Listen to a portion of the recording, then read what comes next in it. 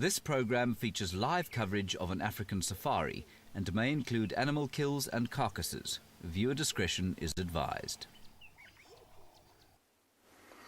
Hello and welcome to and beyond Pinder Private Game Reserve. My name is Damon, and behind the camera this afternoon we've got Marcel, and we're so excited to be finally bringing you some images from and beyond Pinder Private Game Reserve. We did our best this morning, but unfortunately we had some technical problems, and like I said this morning, we were looking for lions. We've managed to find them this afternoon. This pride over here looks like 2 lionesses and 4 youngsters. See those 2 young males just resting in the shade of one of these big trees here in the late afternoon light.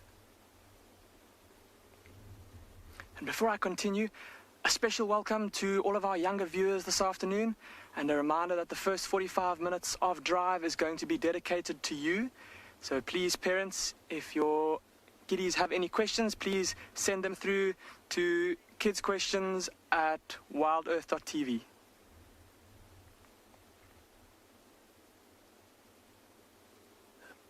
Got how that one young male shaking his head, looking around for the rest of his family.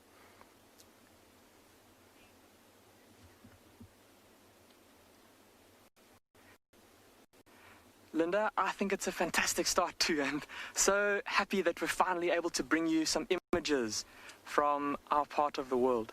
So see that young male just getting up and moving out of screen there. Like I said, there's 6 lions in this group, and there's that young male in screen there. There's an old lioness off to his right, and then the rest of them are kind of all scattered throughout this long grass, just resting after this hot day that we've had.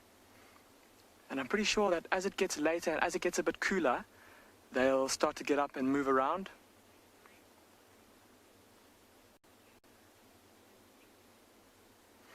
So we're going to spend a bit more time with these lions to see if they get up to anything.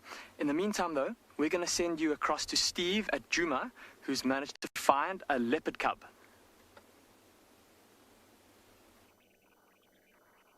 Good afternoon and a very warm welcome to all of you out there. We are indeed coming to you live from Juma, Private Game Reserve in the Sabi Sands. And we have found the queen of Juma. Her name is Tandy, and if we just give it a little bit of time, not too much time, we'll notice that she's got a little bundle of joy with her here. We've only had a brief glimpse of her, or him. I'm not quite sure what it is yet, but there's obviously some debate. And well, my name is Steve. I'm joined by Alex Shapiro on camera, and we are very excited to have you with us. Now, Tandy is a very successful leopardess on Juma. She's been around for many years. She must be in her 13th, 14th year now. It's hard to keep up, and she's had a number of cubs. I spent my first entire year here on Juma with Tandy and her little princess at the moment, Tlamba, who is now an independent young leopardess, and she was born 100 yards or so from where we are sitting right now. So this drainage line is called the Mulwati drainage, Mulwati, and it runs from the northern sides of Juma all the way down through to Mala. It is a dry riverbed at the moment, although this year we had an enormous amount of rain. And last time I was here, we couldn't actually drive where we're sitting now. It was too wet and too muddy underfoot. But here she sits in the perfect leopard habitat, herself as well being born not so far from where we are, to Karula, who is one of the most famous leopards of the area. David, it is wonderful to be back. Thank you, sir, for the kind words. I am super stoked to see Tandy. When I was here on my last stint, we were trying to find her and cubs that we weren't sure if they were alive or not, and there were some sad stories, and now we find her with a little one. Now, if we're patient, which we are very patient, we are going to sit here as long as it takes. That little clump of vegetation just behind her, it's a beautiful little hideaway. The cub, when we approached, had a little look at us and just quickly skittered in there. But while we wait for him to show itself, let's send you a little bit north to and beyond Ngala with Nikki.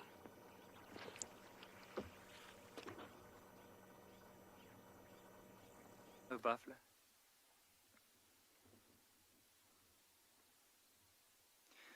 So a warm welcome to all the kids from all over the world that's currently watching our live safaris. So we're currently at Ambiyond Ngala, and we just stopped at this beautiful waterhole. So I am Nikki, going to be your ranger for this afternoon, and with me on the camera is Owen. Thanks, Owen. Now, just to show you, there's quite a bit that's happening around this waterhole, but right there, just off to the middle of the screen, you'll notice there's a few waterbuck. How you can tell the difference between them, or know that it's a waterbuck in comparison to some of the other animals, is if you look, I think that one just there in the middle, you'll notice there's a very distinctive round ring around the bum. And you also notice that one that's feeding with his head quite close to the ground has horns, so that's the male, and the females are the ones without the horns. So that one just off to the right that's coming out into the sun. But if you look at them, they have a very strange shape, almost similar to deer. You'll see very like a lot of hair, like longish hair around the neck, and then a very roundish face as well. Oh, there's a little one just behind the mum. You can see very skittish.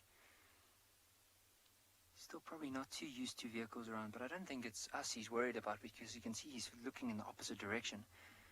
But whenever you look at the noses, especially that youngster, do you notice the black and a little bit of white around the white around the nose almost looks like the shape of a heart. So it's a beautiful antelope. There's another one that's going to move a bit closer.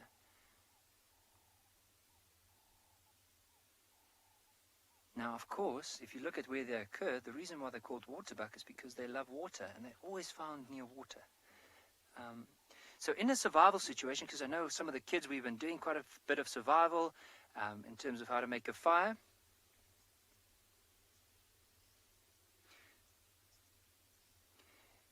As we're doing a lot of the survival techniques and some of the survival things of making fire, how to make a rocket stove, one of the other things is if you need to find water and you're out in the African bush, one of the things you can do is you can follow something like a waterbuck. Because they're so water dependent, eventually they'll go back to the water to drink, and that's where you can also get some water. For now, we're going to send you across to Dylan at Tswalu Kalahari, and apparently he's looking at some interesting nests.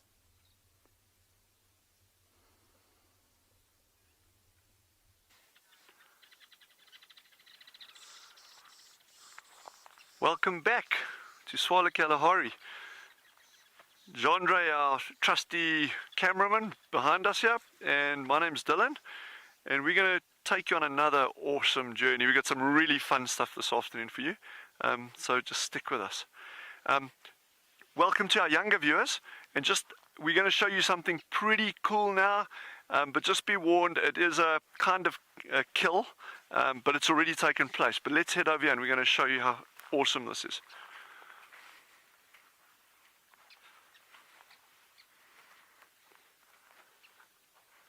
Look at that. So this, we're standing underneath a tree with a big sociable weaver colony, and it's actually right at the end of the nesting season now. So there's still a couple of nestlings in these nests, with the fairly late rains we've had, but good rains.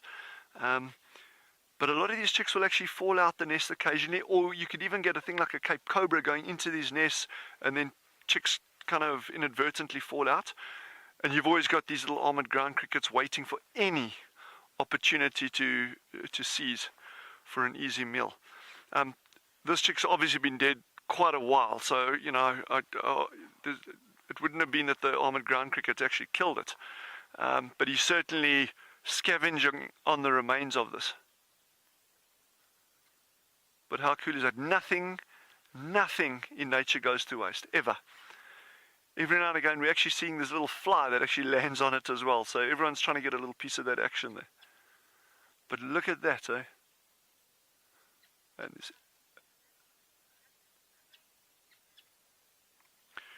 this is crazy. But how cool is it to see this as well? I mean, what we're watching here, and some may think it's a little bit gory or sad, but this is the circle of life in absolute action here. You know, there's adult chicks adult birds that have bred, that laid eggs, chicks have been hatched, some have survived and they'll go on to create new nests and successive generations, others don't.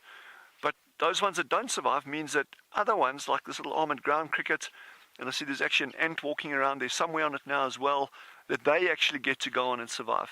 So all of this is super, super, super important.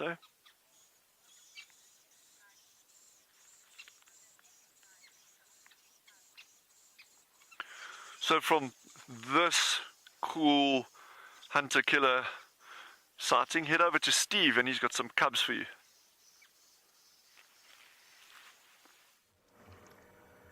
Welcome back, everybody. Sorry that I'm speaking so quietly. I'm trying to contain my enthusiasm. Boys and girls, that is a 3-month-old cub, or something like that, somewhere around there. It's hard to tell you exactly. Mum's just walked around the corner.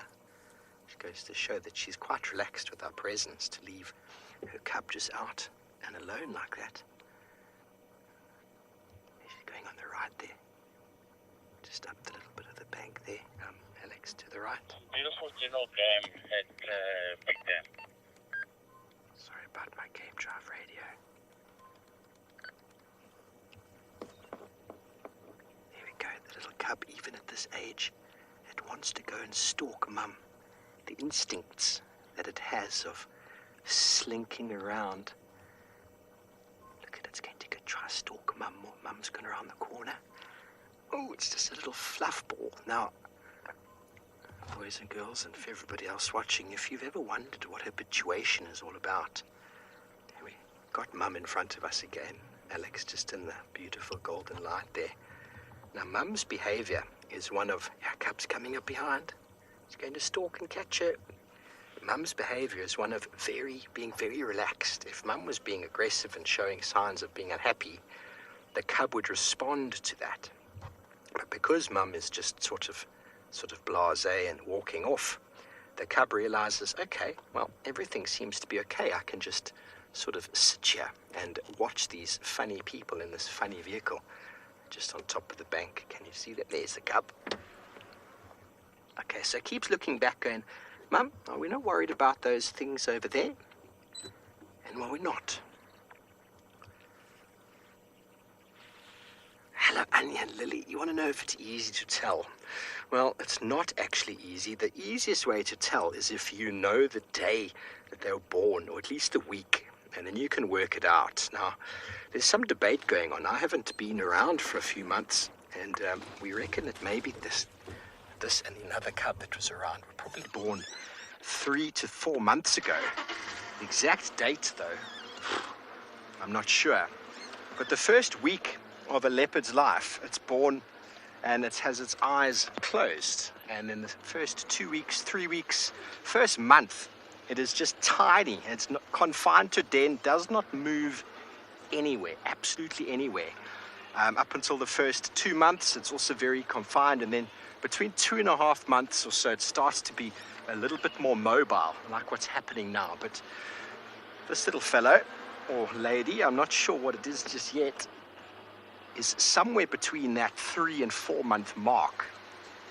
I'm not 100% certain. Did you see where they went, Alex? Still so chubby and wobbly indeed. Now, I reckon she's gone in over here. That tree over there, can you see that fallen over tree? That tree was the initial den site of her previous cub when I first started here over 2 years ago. So it goes to show that they like to pick very similar areas to do so. And there we go. She's gone into the same place. Okay, very good. Well, we're going to try to get you a better view of this leopardess and her cub. Oh, she's coming out. Let's just have one more moment, if you don't mind, Emma. Now, that is exactly where she had Tlalamba. Oh, did you see she gave us a little bit of a snarl? That is called the Tandy smile. Now, she's yawning. Here comes the cub. The cub is still curious. Can you see how it's like, Mum? Are you sure we can go closer to that thing over there? And the youngster's looking at Mum going, okay, well, Mum's relaxed. I can play now. And there we go. I'm going to get a good bottom lick. So the cub is definitely showing itself to be a little bit more of a leopard now. When they're babies, they're just these little bellies moving around on feet. The ears aren't really that defined, and they're very wobbly, and they don't really move very well. But this little one is probably able to climb small trees at the moment. It's definitely able to catch mum's tail, which is the best game in the world. Let me just move up an inch there so we can see it. Sorry, Alex. Just an inch there. Tell me when you got it. There we go. Haley, definitely a Karula snarl. Well, I never met Karula. Well, I actually did. I forgot that I met her years ago, but I didn't remember. But I've known Tandy for 2.5 years, and she's very well known for showing that snarl, especially when she's got cubs, and especially when she's got meat as well. So it's just a respect thing. Got to realize that this is still a very, very wild animal. Although we are able to get right in there into their lives and film and document them, we still have to respect them and not go too close. And an animal that shows some form of sort of reaction to you is obviously you've done something wrong and you should avoid doing so. But when they're with cubs, they are a little bit more temperamental, as with any mom.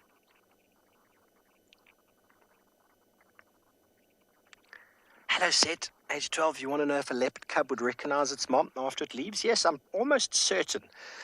Cats are very, very, what's the word? Their smell is very good. So they recognize individuals who smell very, very well. And I'll never forget that smell. I'll never forget it. Looking at the tail. And so when they recognize or come across another one later on, they'll definitely recognize them.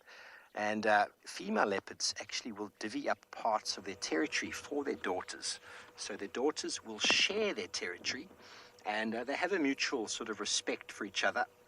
But we see interaction with Tandy and her daughter Kalamba very, very regularly. Can we go to the cub there? Sorry, the cub's going to get up and follow Mum in a second. And look, it's going, okay, Mum's leaving me. Where are you going, Mum? Are you sure I can go that way? See, the cub's still unsure. This is probably only the first couple weeks or so that the cub has seen vehicles. So it'll still sneak through the bushes to come around and join Mum wherever she's going to.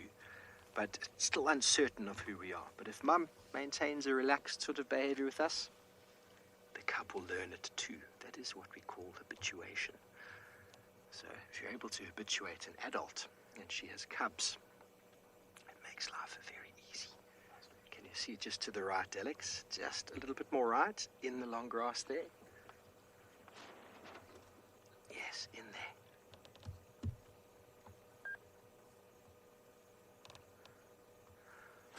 While we try to get you another view of this leopard, Tristan found them this morning, so let's go say good afternoon to him.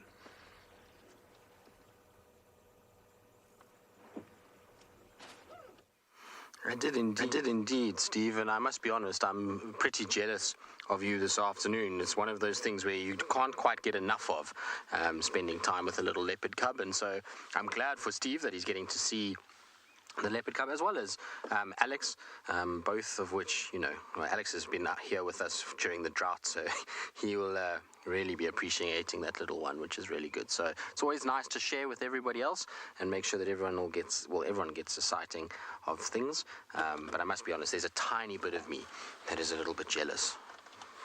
But don't tell Steve. Anyway, as Steve mentioned, my name's Tristan on camera. I've got BK. As you can see, we're looking at something that's, Tandy killed, which led us to her cub this morning in the form of impalas. Now, apparently, these impalas were alarm calling before we started our drive. Apparently, about half an hour ago, they were alarm calling. I think it's these guys. These are the only impalas I've found on this road. So I was just sitting with them, just trying to see if they've been kind of looking anywhere, or if they started alarm calling again, or if there was any sort of sounds while I was here that could indicate another animal, that predator, basically.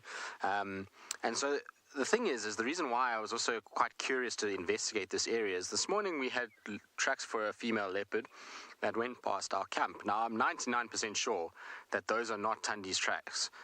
Tandy wouldn't have come to our camp from the kill. Her tracks were all going up and down between the Mulawati and where her kill was. And so I think that this might be Kalamba that's moving around here. And maybe this is who they saw. It would make sense. This is an area that Kalamba absolutely loves. This section to the north of these impalas where apparently they were looking and shouting. And so I'm hoping that we can maybe find her. Wouldn't it be cool if we had Kalamba with by herself and milling around, and then Tandy with her little one? It would be such a nice kind of little family unit. In fact, it would even be better if we could get Kalamba with Tingana, and if we had Tingana, Kalamba, Tandy, and I've nicknamed this little cub Tigger because I just think this morning I took a photo of it and it was all four paws were up in the air. It's not its real name before everybody starts saying that that's what we've named it. It's not. It's not up to us to name them, but given that James is not around, I thought that I would take up his mantle and just give it a ridiculous name for now. Somebody said that we should have called it, what was it? Not Ned, or something, not Ned, Nearly or something like that. I don't know. I'll go find it just now. But anyway, it's called Tigger for now. But if we could have, imagine we had all four T's. No, not nearly Ned. It wasn't that. It was something else. Hold on. I'll find it now, Emma, while you guys watch these very, very cool impalas. It did make me laugh, though, I must be honest. I thought it was quite intelligent. No, of course, now I don't know where I've put it. Not Ned neither. That was it. So that one did make me giggle. And that was Erica. That's it. Not Ned neither. But we're going to call him Tigger. And it is a boy, by the way, everybody. I most certainly have confirmed that it's a boy. For those of you that are a little bit unsure of whether it's a boy, how we tell a leopard boy or girl is I'll show you right now to be able to teach everybody, because obviously it's difficult for some people to see on our screens because sometimes they're moving around so much that it really makes it tricky. So what I've got is I took a photo of this little cub this morning running away from me and then zoomed it in. I know this is a bit of a weird angle of a leopard, but it's the only way to tell, I'm afraid. So in a little boy leopard, what you're going to get is you're going to get two little sort of yellowy gold well, you know, little orbs, let's call them that for now, which in a girl wouldn't be there. So when you get these two little dots, well, little round sections over here, that's a boy. But because he's so little, they haven't unfortunately grown yet, and so it makes it a little harder to see. When they're still very, very young, it's much, much more trickier, but it is most definitely a little boy. So that's really cool. Nice to have a young boy on our area again. Okay, I'm going to carry on. Our impalas are very relaxed. They don't seem like they're worrying too much here. We look for some tracks. In the meantime, though, let's send you to and beyond Pinder with Damon and see how those lions are doing.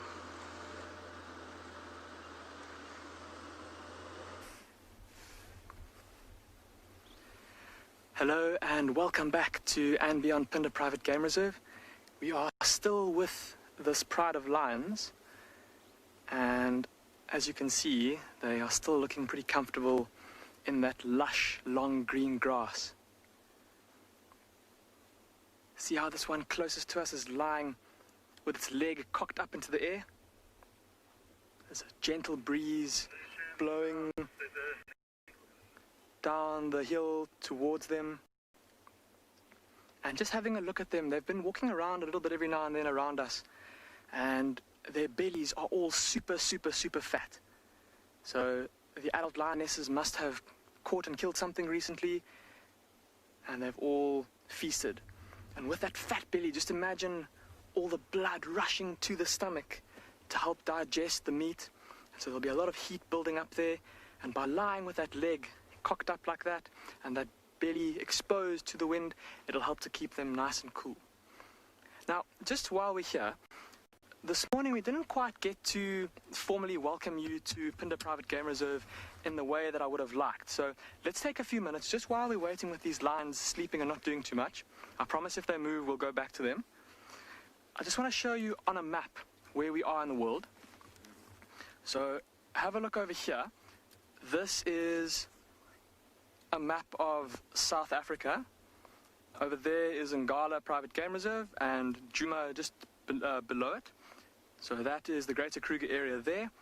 We are down here on the eastern coast of South Africa at Pinder Private Game Reserve. So just a little bit south of them and then much closer to the coast. Now, I'd also like to show you a map of the actual reserve that we're going to be driving across and showing you in the time to come. So here is a map of and beyond Pinder Private Game Reserve. We are down here in the southern part of the reserve. See that red dot over there? That is and beyond Pinder Mountain Lodge, where we drove out of this afternoon. And we're actually not far at all from the lodge. Maybe about a 5-minute drive, believe it or not. We can even see some of the lodge buildings in the distance behind us. I'll see if Marcel can find them for you. It's a bit tough to see now. Just a few roofs sticking out. But anyway, for me, the most important thing about this map, and what I'm really looking forward to, as well as the other guides that are going to be working out of Pinder for the next foreseeable future, we're all looking forward to showing you the diversity that Pinder has to offer. And that all comes down to our diversity of habitats. Have a look at all the different colors here on the map.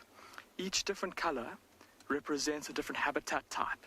And that's what makes us special here, is our diversity. See, there's the gray of the plains in the far south, and then there's this green where we are now, which is the mountainous woodland, and then up in the north, let's go back to...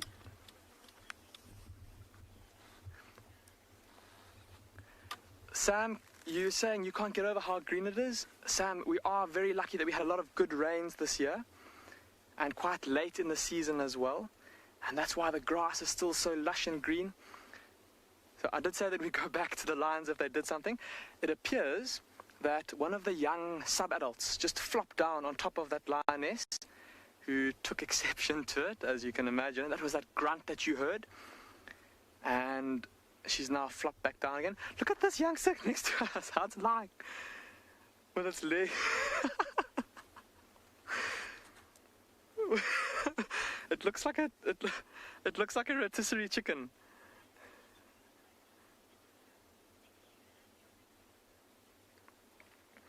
So we're going to stay with these lions, sleeping in their unusual positions.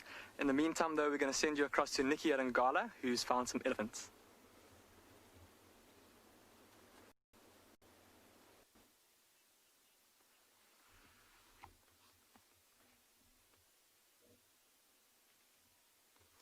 So how amazing is that? I mean, I'm so glad Pinder is also one of the reserves that we can now visit with our live safaris, because it's such a beautiful place.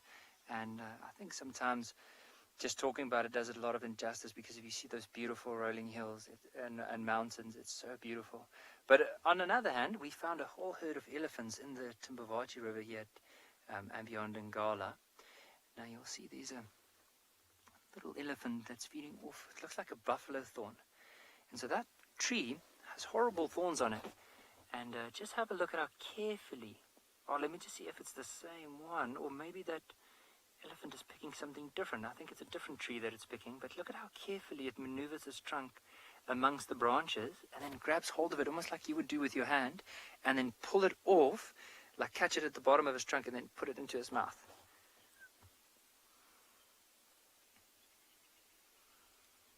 Now, with that elephant not having tusks, so looking right there where the trunk is, where he's now, or he or she is now picking the leaves, it looks like there is a little hole next to the mouth, and I think this elephant is slow, probably within the next few months going to start showing tusks, but I think he's less than a year, or she is less than a year old.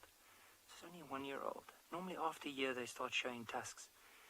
But there's quite a few of them. Like, I mean, if we zoom out a little bit, see that elephant is on his, or her way back up to the rest of the herd. Look at that big herd. Oh, he's picking up pace, probably feeling like, Mom, please don't leave me behind.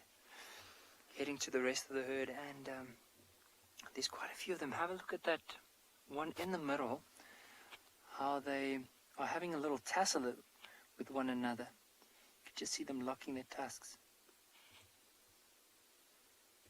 And the other one just using that cool river sand just to flick on its back to cool down.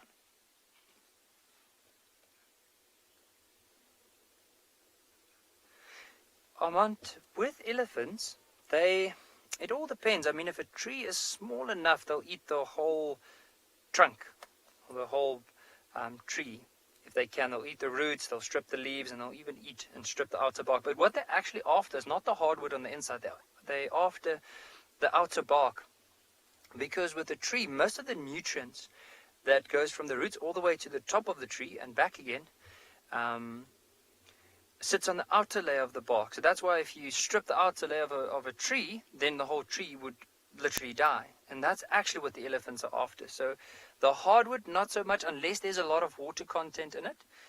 In Botswana, I have seen before where, especially baobab trees, where an elephant will basically hollow it out to get to some of the pulp on the inside. But mainly they go for the outer layer of the bark, which is very nutritious to them.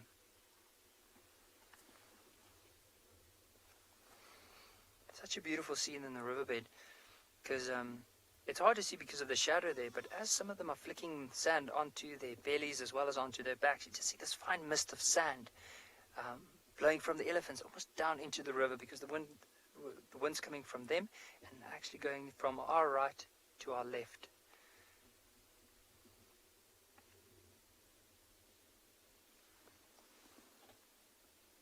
See, these two, are they just sizing each other up? Often the young males tend to do that, because as they get a little bit older, they start building their confidence. They'll start sizing each other up, maybe pushing each other to measure their strength.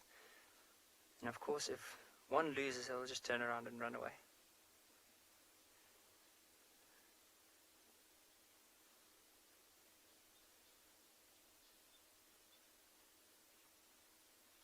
Now, earlier on, we decided to go past the one water, because often this time of the year, with the water drying up, the elephants will start going to all the more permanent water sources.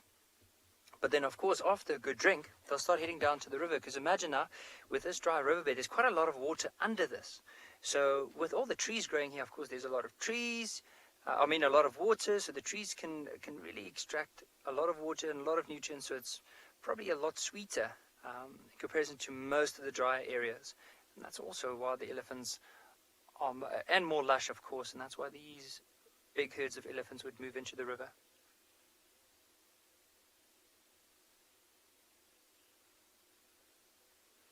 So while we're going to enjoy these elephants, we might just try and see if we can get another glimpse of them from a different angle. But I think while we do that, let's send you across to Steve, who's also currently in a riverbed looking for leopard. I have indeed. Thanks, Nikki. Well, riverbeds are wonderful habitats for many, many, many animals. And, as you can see, our leopardess with her cub uses this area for her den, a little leopard den. And last we saw, she went into that little bush. And we haven't seen her come out. So she's in there, and there's no view. But that's okay. And we've got some patience. We can sit here and wait a little while longer, see if maybe she comes out with the cub. You see, when it's warm, the leopards can just hide away a little bit, and what's possible that's happening is she's gone in there to feed her youngster some milk. So the little youngster's suckling. It's a nice, safe little place where no one can really stumble upon them, and they are pretty safe for the moment. And the den often is a very spiky bush, dense undergrowth where the youngster can hide in.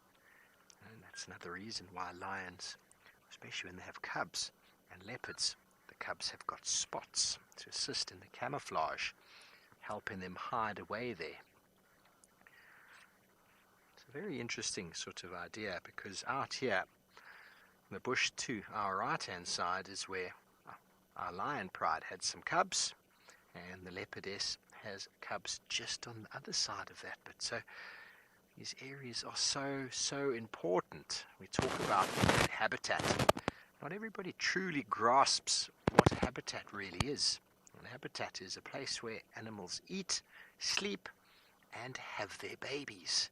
So if you don't have these drainage lines, these sorts of thick areas along the river, lions and leopards will not have, they can't have their babies anywhere there, because they don't have those suitable areas. Even in places like the Masai Mara, when you've got those very wide open plains, the lions still go into those little small drainage river lines where they have their cubs. Hello, Anya and Lily, aged 9. Welcome to the show. You want to know how the leopard mum keeps her cubs safe? Well, it's very similar to that with lions, and it's very difficult, to be honest with you. The cubs, she will just leave them right there. Mum will turn around and look at the cubs and give them a look, normally a bit of a growl, and the cubs would know, okay, I'm not supposed to move. And those cubs will hide exactly where Mum left them until she comes back. And that can be a day, that can be 2 days, sometimes even more than that if Mum has gone far away for food. So it's one of those stories that leads to leopards and lions not having the most successful breeding strategies because of the fact that their cubs can be detected, especially by hyena, and they can be caught. So it is one of those things that, you know, those predators have just evolved to do that with their prey, with their babies, and it works and sometimes it doesn't. And that's why we find with inexperienced mums, they don't quite know what's going on and they really struggle. Whereas with leopards that were born in an area and they were successfully reared in that area, like Tandy was born nearby here somewhere. Her mom had many more litters in the same area, and then Tandy decided, well, that area was successful for my mum, My name is and she Dan, gave it a bash, and and behind the so camera far, this so afternoon good. She's we've got been very Marcel, successful and over we're the so years excited with a number of to different be- litters of cubs, and well, she's hopefully showing us once again exactly how it's done. One of the things she has to do, though, is one of these dens, after a couple of days, will start to smell. Just the movement of the leopard in and out will start to attract unwanted visitors, and so she will have to move. Initially pick them up in the mouth, but at this stage they're able to walk.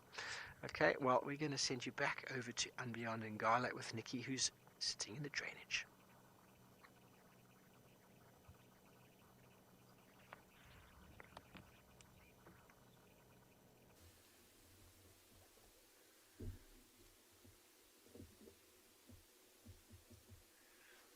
So one of the elephants just moved across to the opposite side of the bank. But you can see she's really enjoying quite a lot of the vegetation on that side. Look at how she's carefully grabbing some of those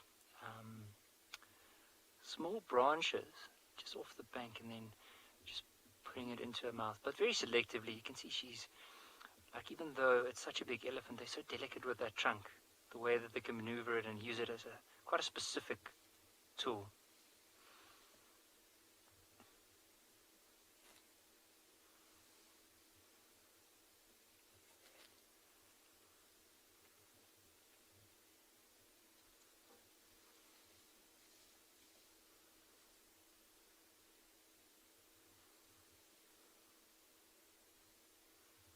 Let's see if that elephant's going to move up onto the bank.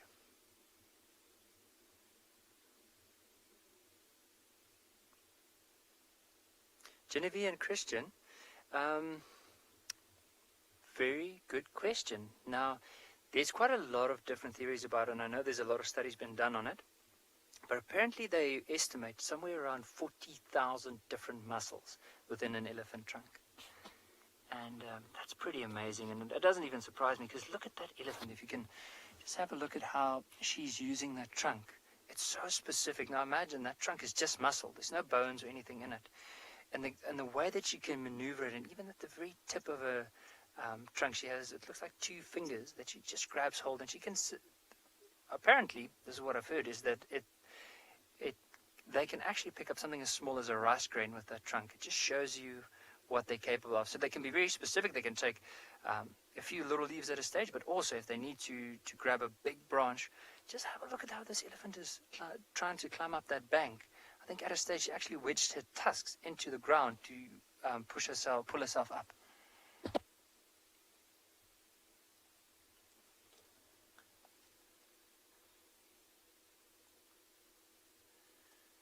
And I know Emma, one of our directors, reckons she can't even pick up a rice grain with her fingers. Sure. Apparently also, not even a nice delicious cake, because that's what she promised all the rangers, and we haven't gotten anything yet. Now if you look at the colour of this elephant, you'll notice that it looks like there's 2 colours. A bit of a brown, greyish colour on the very top of the back, so lighter color than the rest of the body, and of course the grey around the belly and the back of the ears. Now I can just imagine earlier on, with it warming up, they would have probably gone down to the water, drank some water, and then took some of the sand or possibly mud and just flicked it onto their or her back just to cool herself down. You can imagine a warm African day, high temperatures, very thick skin, so she needs to use her ears in order to cool herself down, but also just a bit of water, maybe some cool sand, and that's what we can see there. That's why it looks like she might have two different colors.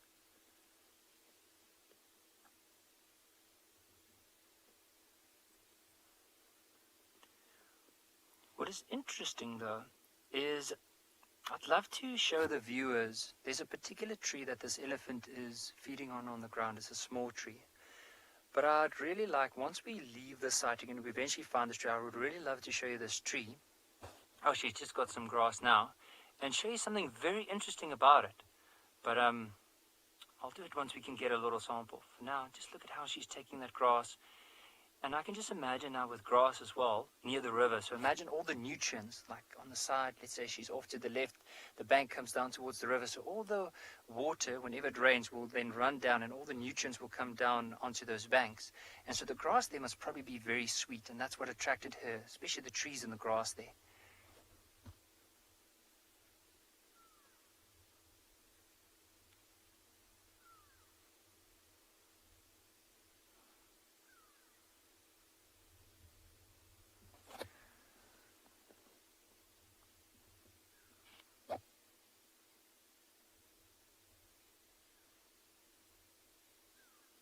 So while we're going to see if we can possibly get another glimpse of the rest of the herd, we're going to send you across to and beyond Pinder with Damon, who's looking at those lions.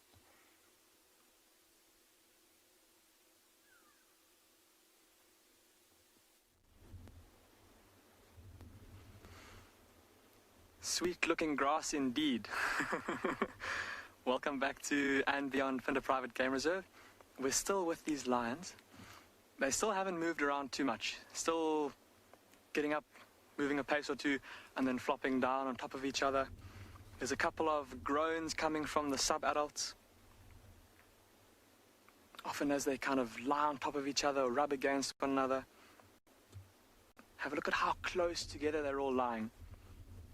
Just shows their family bond within this pride. And see this sub-adult lying close to us, still with its leg up in the air, exposing that white belly and that soft tummy to the cooling breeze. I know Nikki was talking about how elephants keep cool. That's just what this young lion is doing right now, trying to cool her belly after the big meal that she's no doubt had. And look at how, remember at the start of Drive, how we only had a few of the lions that were lying out in the open. Look at how now, I don't know if you've noticed, but suddenly they're all lying in shadow. And now that the sun is starting to dip behind the mountain to the west of us, these lions have all come out into the open. The sun is no longer an issue, it's no longer going to make them hot. And so they're taking advantage of this open area, the soft grass, and this cool breeze.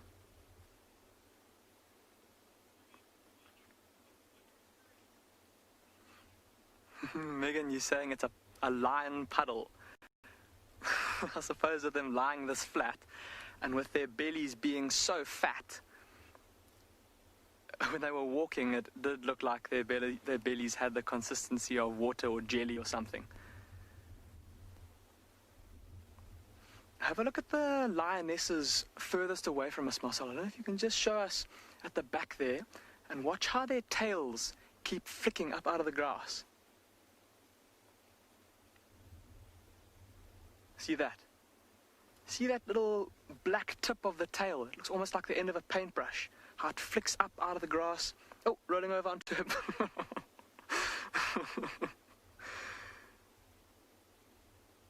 Following suit of one of her youngsters, also lying with her tummy exposed. But I was saying about that tail just flicking the flies away. I think it must be awesome to have a tail. Marcel is just saying that it must be pretty useful to have a tail to wave the pesky flies. I don't know if you saw earlier, I was having to keep them out of my face as well. Look at that big paw up in the air.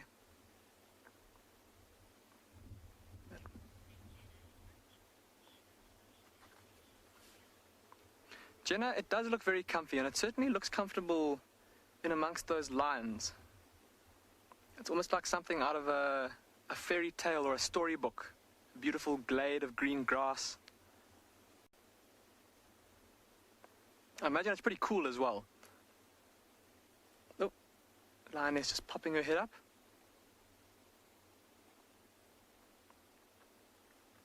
So the flies really bugging them.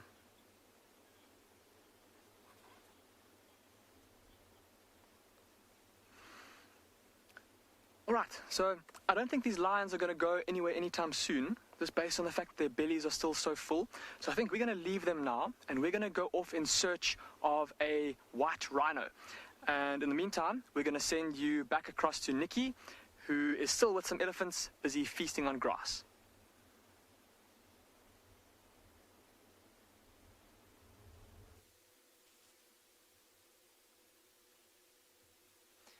So I just want to say to all the kids, so we are getting, or we've gotten to the end of our kids show, but please stay tuned. There's quite a lot that's probably going to happen this afternoon. Just never know your luck in the bush.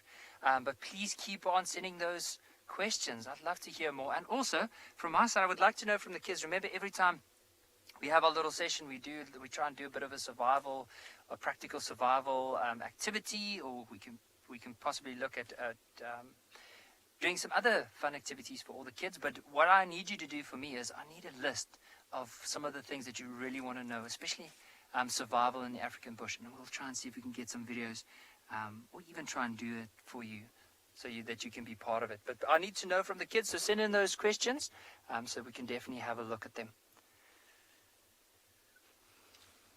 So just notice this little one. So he's actually trying to just maneuver the grass out of the way, probably to get to the sweeter grass, just down closer to the bank. And there has to be something delicious in that area, because that's where the first elephant that we saw earlier went to, and then afterwards he decided to go up onto the bank. Now, if we spend some time here, the rest of the herd is just off to our right, and eventually they might come and join on the side.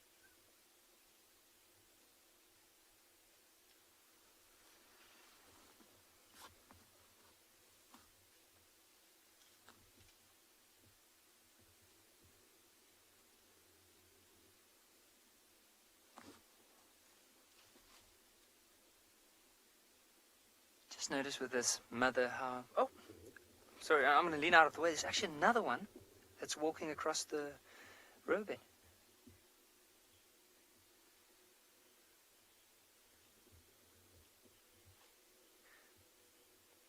Fiona and Sophie, age 6 and 8. You know what? I always believed, I'll tell you my little experience. When I grew up as a kid, I always thought elephants could not climb a mountain. I do not know for what reason I thought that. Maybe because people said that they were such a big animal and so heavy that they won't be able to do it. However, that changed quite a few years ago. So when I finished school, I went across and I worked a little bit in Botswana in a place called the Tswalu Blocks, a beautiful reserve that's in the southeastern corner of Botswana that borders with a beautiful river called the Limpopo River. And I was doing a walk, and eventually I ended up at this mountain, and there was a steep mountain, probably at an angle of more than 45 degrees. So you can see this bank that we're looking at now in front with the elephants, so that's probably like a 45-degree bank that they can get up. And I saw a whole herd of elephants, and I didn't really think that the elephants would be able to climb that, because I thought, oh, if I had to encounter elephants, all I'll do is just go up the mountain. And that day I saw an elephant climbing a mountain that was more than 45 degrees. So almost like close to 50, 51 degrees. I could not believe it. And eventually how that elephant came down, it started sliding down because it just took its back feet and it didn't really move. It just dragged its back feet as it was going down with its front feet, giving it a bit of support.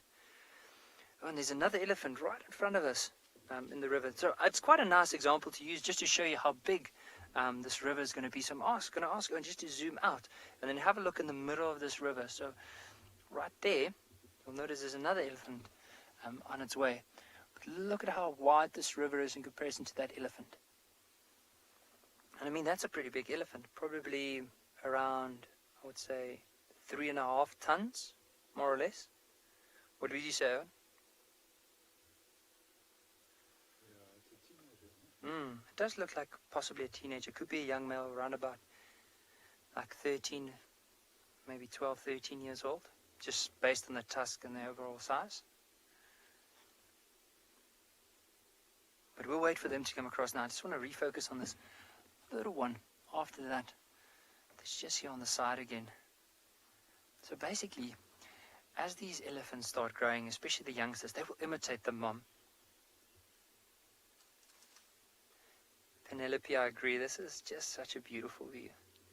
It's very hard to explain to people. I always try and just picture the exact scene that we're seeing here. But the smells even, so the wind now has turned and it's blowing from the elephants towards us. See, that little one is pushing that branch. I'm just hoping that that branch doesn't break on that little elephant. It's not a very good move to do. But you can see, like, what it's trying to do, it's trying to imitate the mom. So the mom is basically lifting up some of the branches and then grabbing quite a few of the leaves. And then the little one, of course, is just following at the back. And early on, like, took quite a bit of grass, but now it's trying to get to some of the leaves that mom got. But interesting to see how is this little elephant going to maneuver around that branch. Is he going to walk through or maybe around?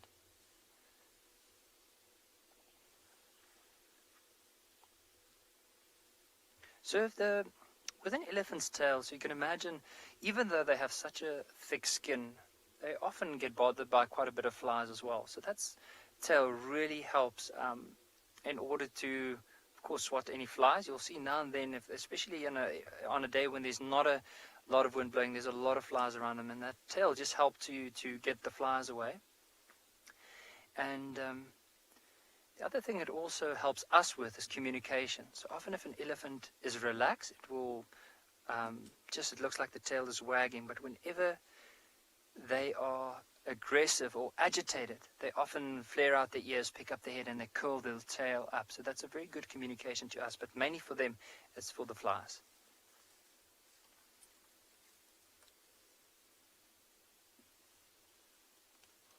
And I mean, also it will, like it is a form of communication to us, I can only interpret it as a way that when elephants see that, especially if a big bull is moving into a herd and the matriarch doesn't want him there, and she starts flaring out her ears and picking up her tail or trying to intimidate, maybe with the predators, it's a sign of, or it's a way of communicating that she might be a little bit agitated with whatever might be there.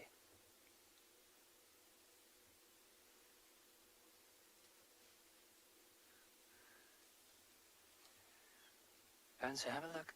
See that little one, if you can zoom quite close to the mouth, so it actually picked up a branch, but didn't know how to strip the bark off of it. So eventually just dropped it. So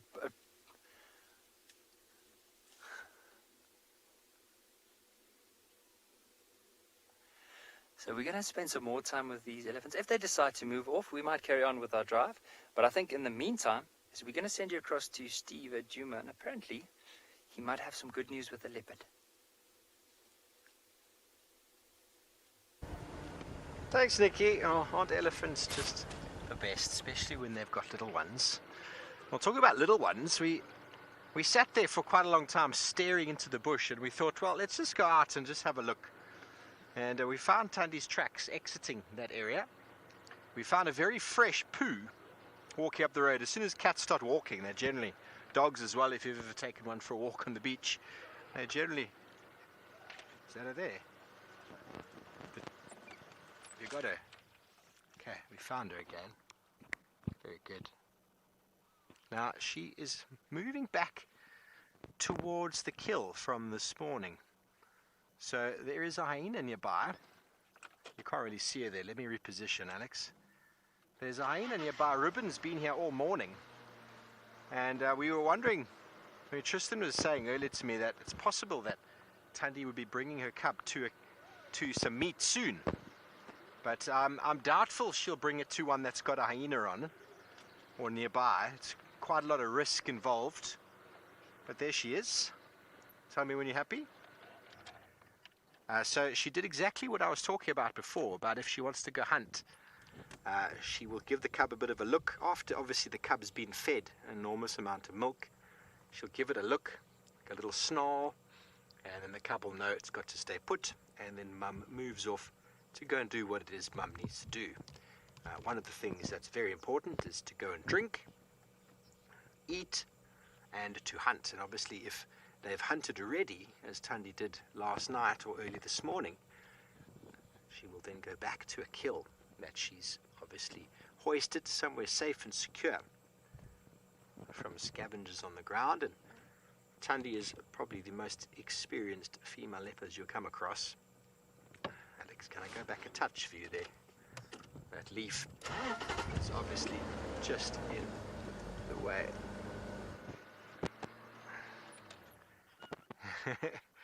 Hello Genevieve, you want to know if leopards are asleep for a lot of the day? Well, they most certainly do sleep a lot. Lions do as well. And if they've got some food, they'll basically eat and sleep and eat and sleep. And there'll be moments in between where they stand up to go and drink, moments where they stand up to have a bit of a toilet break. But there's no need for them to do too much else once they've got food. And the food we're talking about is actually high up in the tree. I mean, probably just, oh, there's a hyena. Have you got the hyena, Alex? I could see it a moment ago. Just through there. You can just see off to the right, there's a little bit brown in the middle. There's a hyena sitting just there. Her name is Ribbon. She's in the sun. And Tandy's probably approached this quite carefully. She doesn't want to get too close to a hyena. There's the kill in the tree just in the far reaches. You can probably just see a leg hanging to the left. Just see a leg a bit on the left there, Alex. There we go. There is a kill in the tree. Perfectly hoisted. Tandy is a very experienced leopard, and I've seen her hoist and catch many times over the time I've been here. She's passed on those traits to her daughter. Obviously, these things are things that leopards are very good at doing already, but the way that they climb, the way they hoist, the selectivity of prey is also very dependent. In the early stages, young leopards get a little bit too sort of eyes too big for their tummy, and they try to catch something that they can't for all their strength pull up a tree, and they're going to lose that. So you'll find Tandy always feeds on small animals such as duiker, steenbok, and small impala. She doesn't really go for the big ones. They're just too big and too strong and too heavy to pick up, and all of that requires energy, and that is another reason why these meat-eating animals have a lot of time sleeping. Lots of energy required to digest the amount of protein that they eat. So yes, they do. Lions can spend anywhere from 20 to 21 hours a day sleeping. But if they get hungry, they can be very busy indeed. Very busy indeed. But she's going to rest, and as soon as it cools down a bit, because that impala carcass that's up the tree is in the sun, as soon as it cools down a bit, she's done the hard work of walking all the way up the road, and she's now going to sit and wait a little bit longer until her hunger decides to overwhelm her, and then she'll climb up there and eat what is left of that impala at her leisure. In a moment though, we'll try and get you a better position. We initially found her tracks coming up here, so we thought let's quickly zoom to the carcass, and we obviously bypassed her at some stage. She went to a small pan to drink, and we came through here and didn't see her, and then we went back, and then I followed the tracks all the way, and then we picked them up again, and we saw where she crossed the road. Wonderful to track a leopard and find it. Also is very helpful if you know where they're going to. So tracking a leopard to a kill or to cubs, obviously the leopard goes in and out, to and from, and obviously water, to and from water. So that is how Tristan found Tandy this morning. He picked up her tracks, followed her into the kill, and then she led him all the way to her den. So what a special morning he had. Special morning indeed. Okay, let's actually move around and see if we can get you a better view of the queen. Magnificent, isn't she? Well, it's my first day back after a long stint off. It's wonderful to be rewarded with a leopard cub. I spent the whole of November, December and January looking for Tandy's cubs, and I didn't find them. And here, my first day back, and just finds him in the morning. Very good. Well, let's quickly send you over to and beyond Ngala with Nikki and some ground hornbills.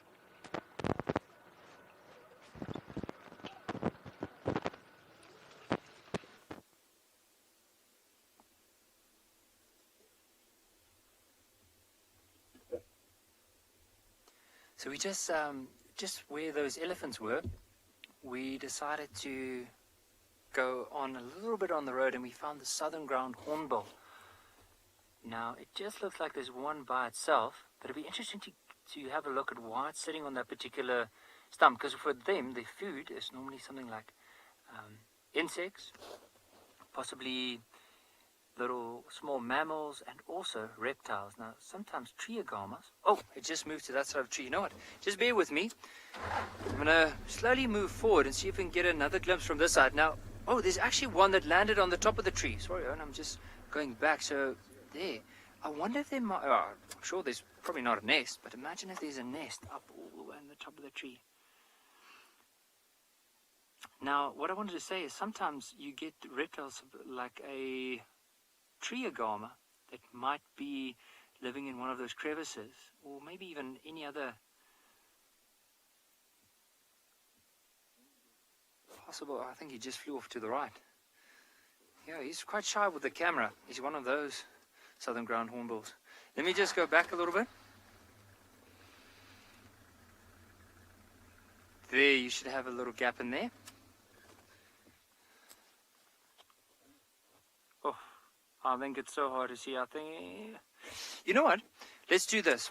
Oh, and there's a road not too far away from here, so maybe there's a chance as we go along we might see some more than, or there could be more than one, because often, especially here, we do find more than one together. Just want to have a look there if I can see. Nope, not yet. I just see quite a few impala moving there. But let's carry on. I think we...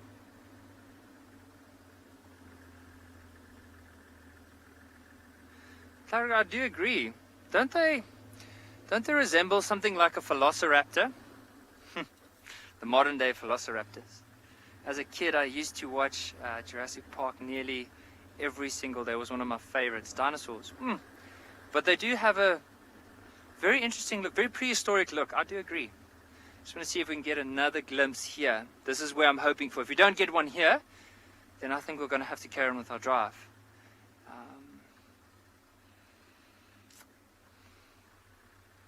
Owen, please tell me you've spotted. I think that southern ground hornbill has moved into an area where unfortunately we can't see it anymore. It's just moved into quite tall grass. I think for now, let's carry on with our search. So basically, just to give everyone an idea what's our plan going to be for this afternoon. So there's a few open areas where I really want to go see if there's any chance of wild dogs or possibly cheetah. We haven't gone, or myself and Owen haven't gone into this area for quite a while, so we really want to go there, give it a good search, and if nothing, maybe go back to where those lions were this morning and see if we can find the whole pride again. But for now, I think let's focus on some of the open areas. It's still nice and warm, so lions will probably be sleeping now, so there's a good chance we'll...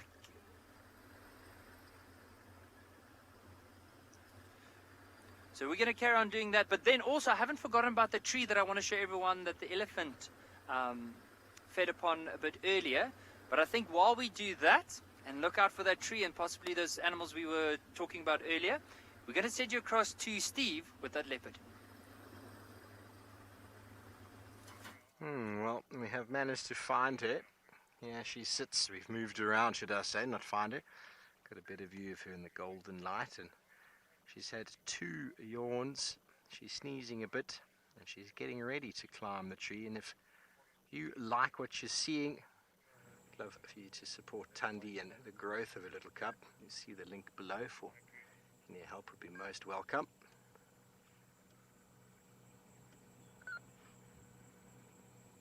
Tandy, the queen of Juma. She needs no help bringing home dinner each night. But it's a tough world out there, and we are blessed that she finds her territory right here in the heart of Juma. She knows these areas, these drainage lines intimately.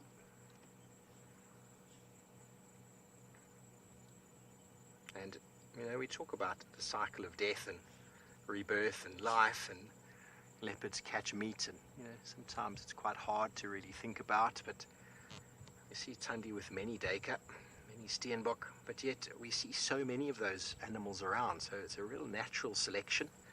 These individuals are naturally harvested out of the population, and the predator balance is always there. It's always there to balance the numbers. If you remove the predators, large or small, from the system, you'll see huge shifts in dynamic around the world. Wherever essentially man has influenced the system in some way and removed some form of the system, it spikes in any one direction, and that leads to huge knock-on effects that quite often aren't seen immediately, but later down the line leads to many different negative impacts on the environment. Even the removal of a smaller predator will change the cycle of medium-sized predators, change the cycle of rodents or birds that maybe were being kept in check.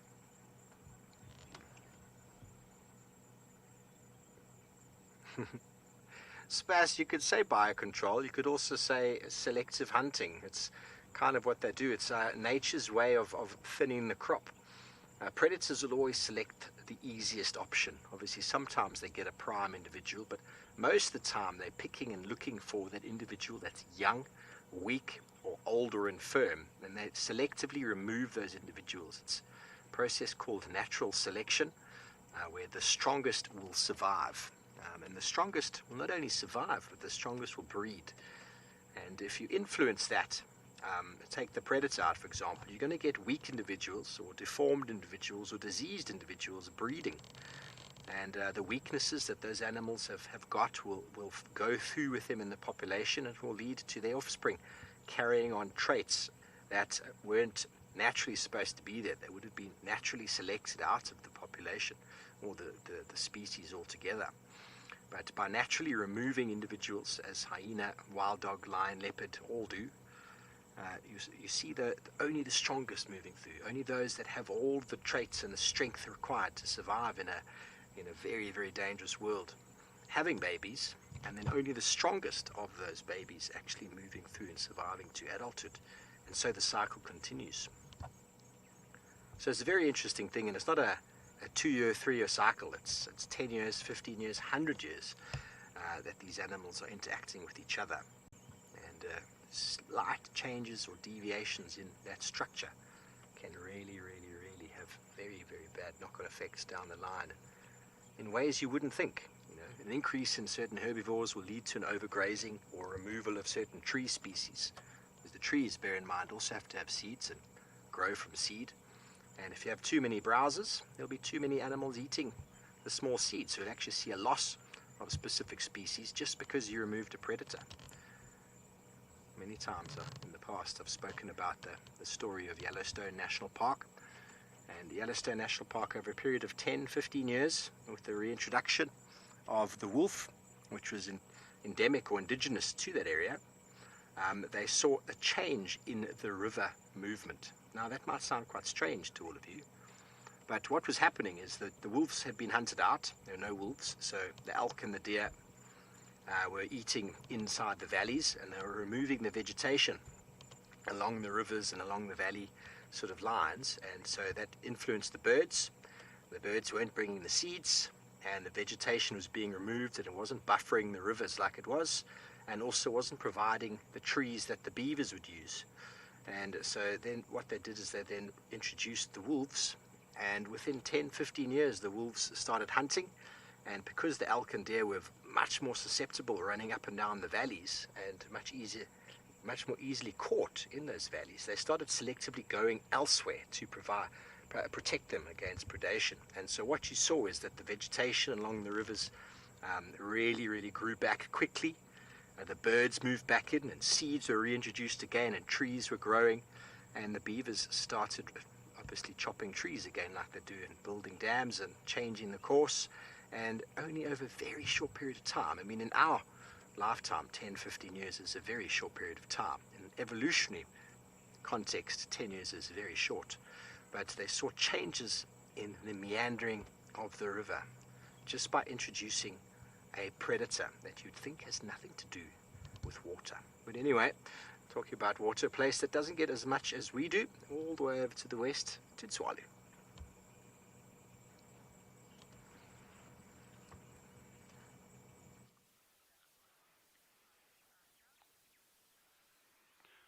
So yet another armoured ground cricket. But wait, that's not all. I'm just kidding. We've actually found something really cool, really exciting, and Jandra is actually going to pan across to it now.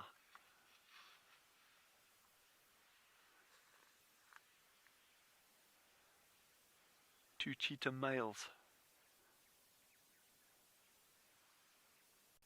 So one of our tracking teams actually picked these up earlier in the day, and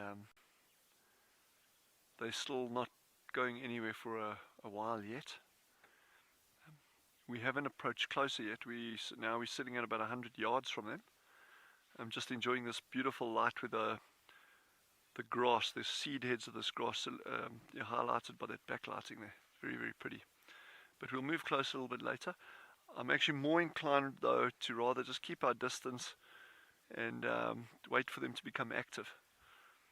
I don't know when they hunted last or when they ate last, but there's a lot of game in this general area. You know, there's things like springbuck, there's impala, duiker, steenbuck. We saw a herd of wildebeest earlier with a young wildebeest, you know, with calves. So we'll just keep an eye on them, and hopefully there'll be some interesting interactions later.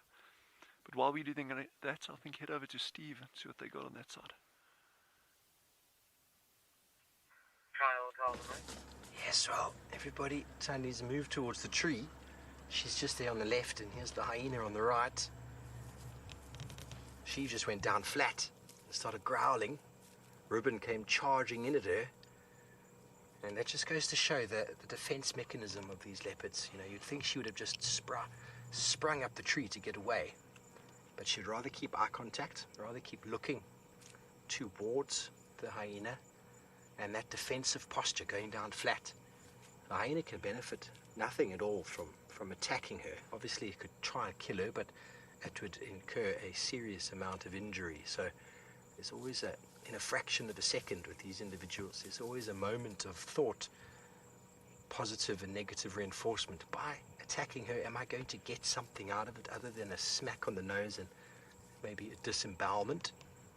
So they weigh that factor up very, very quickly.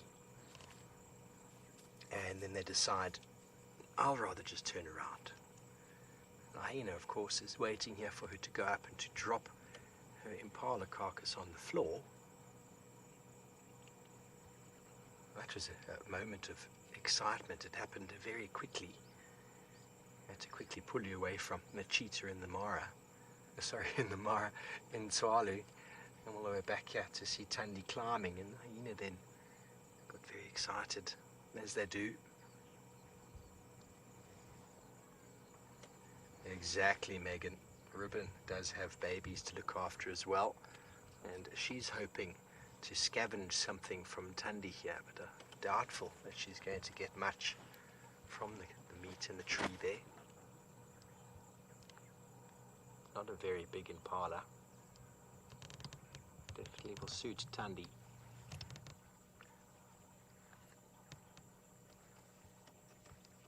Hello, Simon and Yala. We were with her cub this morning. Okay, she's getting up again. We were with Tristan, found her this morning. There we go. See, she's doing the typical, can you see her? Typical Tandy snarl. Her intention is on the kill and on going up the tree, and I wouldn't be surprised if in a moment or two she just launches herself up.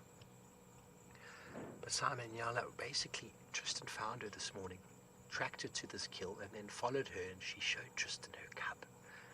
We started this afternoon with her and her cub. She then left her cub in the bush so discreetly that we didn't even see her leave. And we came to follow her, and we only found her. We didn't find the cub. She's now come up the hill, maybe 700, 800 meters, left her cub behind, and she's come to eat again. It's not going to be long, though, until she starts bringing her cub to a place like this, but it is a very dangerous place. A hyena wouldn't think twice about attacking a leopard cub in the open, so Tandy has to be very careful and only bring her cub to a kill that hasn't been found yet.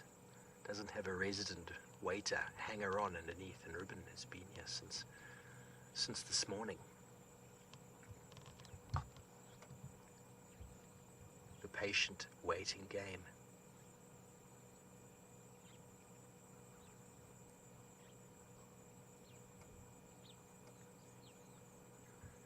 Yes, everybody, the cub's safe, I'm sure. We left her in the thicket. We were actually going to be pulling out to say we've had enough of that for the afternoon, let them do their thing in the bushes.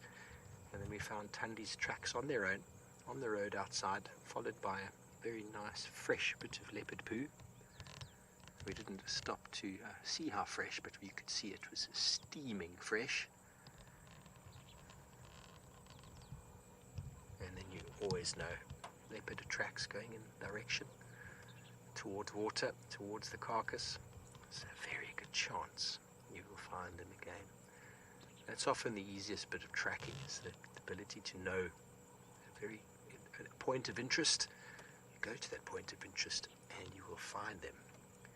Trying to follow a leopard track by track through the long grass is very difficult to do. So 50, she doesn't seem too grumpy, you're right, but her attention is on the hyena at the moment, and she definitely was giving Ruben a hairy eyeball and a full set of teeth. She's given us a couple little Tandy smiles, and for those of you who don't know what that means, Tandy's always had this ability to just sort of lift her front lip without you really needing to do anything. She just needs to remind you that she's there, she's in charge. It's not her being aggressive, per se. It's just her sort of reminding you that space is where it is, and it's something you see her doing a lot more when she's got cubs, even if she's not with them. I know you're going to go oversleep, are you? That is complete disinterest right there, everybody. Complete and utter disinterest.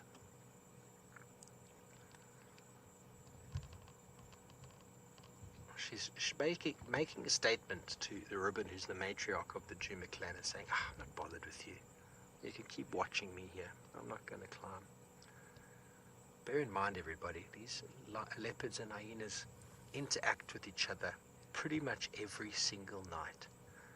They know each other, they know their smell, they probably know the look of each other as well, but I'm sure they go more for smell than they do for sight. And they know intimately who is who, and they have different behaviors to suit who's hanging out with who on a particular day. And Tandy, well, she's been around the block here for a very long time. No doubt she's encountered every single hyena countless times. Okay, well, I'm going to stay here with our spots. Let's see if she climbs up the tree. Meantime, back to Tswalu to catch up with Dylan and his cheetah.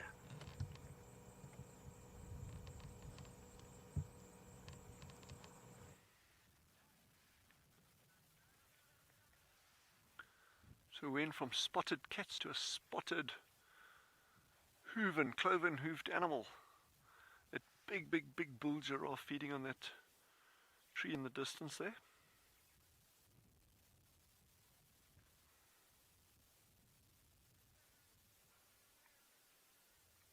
I don't know if the giraffe's aware of the cheetah's presence yet, but even if it was, it would be alert to them, but it certainly wouldn't consider them any kind of threat. Giraffe cows with small calves. The cheetah can pose a real threat to small giraffe. Not so much. I mean, I would be absolutely stunned if a female cheetah even tried to take a giraffe calf. I mean, I'm not saying it wouldn't happen, but it'd probably be very unlikely. But coalitions of cheetah males, absolutely, that's certainly within their prey range.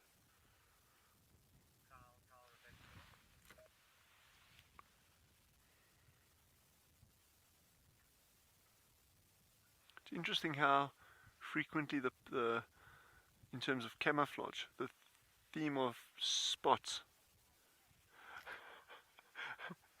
Shariah, you were reading my mind there. I don't know how you did that, because I was about to say that how the theme of spots runs through camouflage on so many different species, whether it's snakes or insects or mammals, or reptiles being snakes. And then you just said, it's like spots seem to be the theme for today. So well done on that. But it is quite remarkable. I mean, this how important or how effective spot pattern is in terms of breaking up the outline of animals. Very, very effective. I mean, if you look at lion cubs as well, even lion cubs and even sub-adults, you still see very, very distinct spots on the legs and on the fur, the belly. And the younger lion cubs are, the more blotchy they are.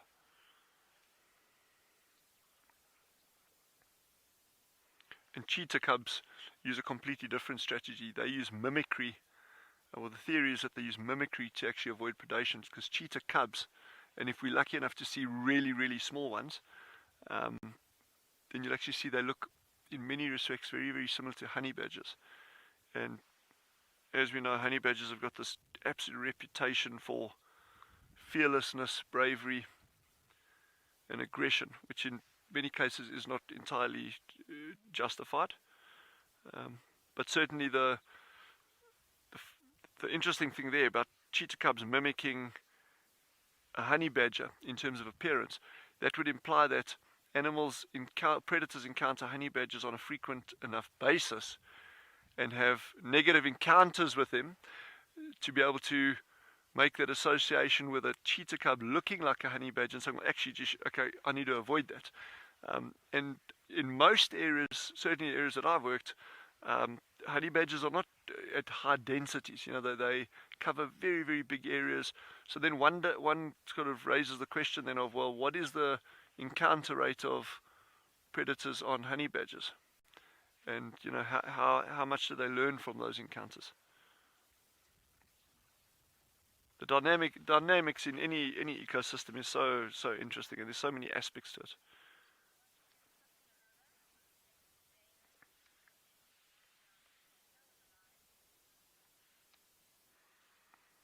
Well, from one set of cats to another, let's send you over to Damien at Pinder with the lions.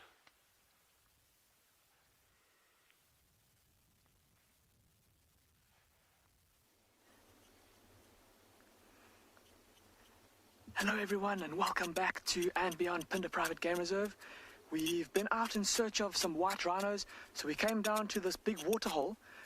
We found some marks of where the rhinos have been rolling around in the mud, but we also found this massive male lion.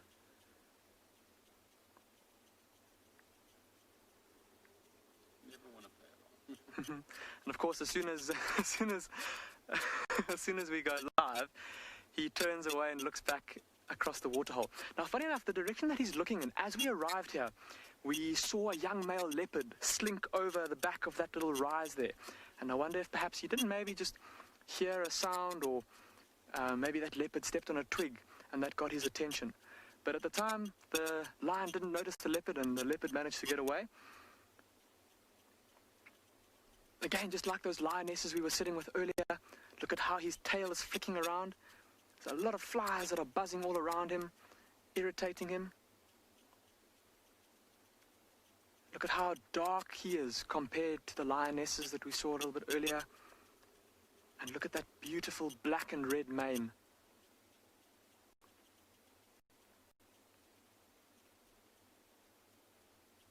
See his chest heaving up and down.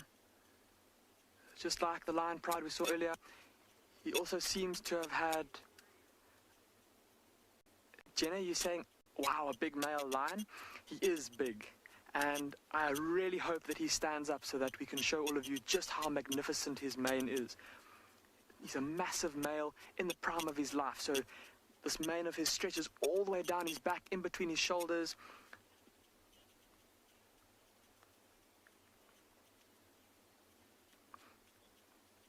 So my apologies, everyone. Apparently there is a bit of a squeak to my microphone. My apologies. I hope it's not too distracting from this beautiful male lion lying here in front of us. Oh, shame. The guy is using his paw to try and wipe the flies away from his face. Those flies maybe going for his eyes, trying to get some of the moisture, or trying to get to the soft skin to break the skin and try and suck blood. And just like those lions we saw earlier, look at the spot that he's lying in. I don't know if Marcel can just zoom out a bit to show you how beautiful and open this waterhole is, where this male lion has positioned himself. And so for him, not only here, well, not only does he get a lovely breeze blowing onto him to keep himself cool, but he can also see all around him to see if there's any signs of potential danger, maybe a rival male approaching.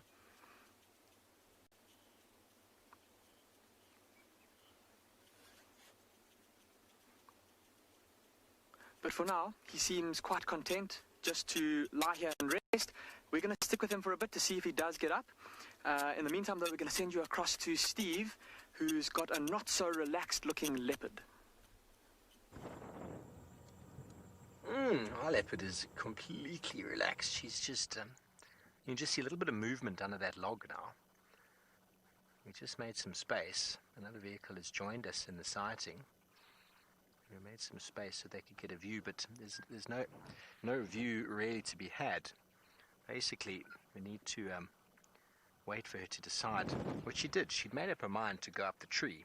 You know, that decision that you make when you're quite full and lethargic and you've been sitting on the couch for very long and you decide to get up, to go somewhere, to do something, and something stops you halfway, and then you end up having to sit down again, and then the thought process that you have to go through once again to then continue what it was you initially wanted to do, that takes another few moments of consideration and contemplation and a couple more yawns perhaps before you do it. And bearing in mind, everybody, it's not the easiest of feats right there. You know, the mindset to be able to lurch herself up into the tree with her claws and pull herself up and all the way up onto that kill. That's a good 4.5, maybe, 4.5 meters off the ground, close to 5 meters. And there, if you look down the tree there, slowly you'll see there's a mark coming up where you'll actually see the claw marks in the tree. Have a look for it. There we go. You can see a little bit of you see the color shape or change there of where the claw has physically ripped into the tree. There's a couple of them actually. Now she would have done that with her own weight and the weight of the impala. There we go. Bottom sort of right of the screen, rightish. You can see those claws, and so hand over hand she has to pull herself up. Imagine trying to do that with your nails. Now everybody just take your nails if you can at the moment, just like attach them to whatever material you have nearby, a table or a chair or whatever, your leg, and just pull slightly with pressure on your nails. And now add the entire weight of your body to that, and then add the double weight of your body to that, and then pull yourself up a tree. That is what she's had to do. She's had to pull an impala that's probably weighs more than her. It's a young male impala by the looks of it. A young male impala probably weighs equal to her. She's not a very big female. But I don't know, Alex, if you can see those two birds over there on that tree. I've gone. Sorry, there was a couple little bee eaters that were sitting there. Love to bird while waiting for leopards to do stuff. They've moved off now.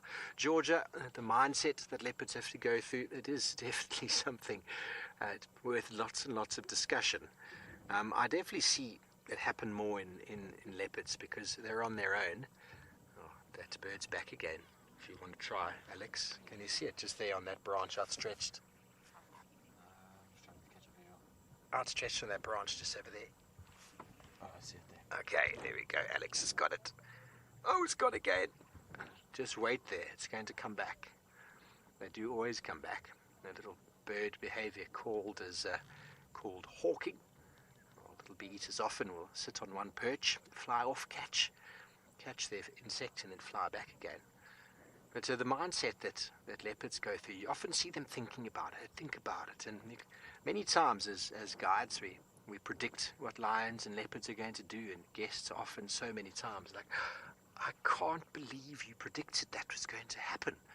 But it's all about intention, everybody. I mean, it's in human behavior as well. If you look at a friend or spend enough time with an individual, you start paying attention to their body language and the way their eyes are moving, darting to and fro and whatever it might be, and someone keeps looking at the TV, you know he wants to watch TV. It's very straightforward, isn't it? Someone keeps looking at the fridge or doing something with their body that indicates they might be hungry. These are things that we learn. Oh, there's a little crombeck. Oh my word, that is such a cool bird to see.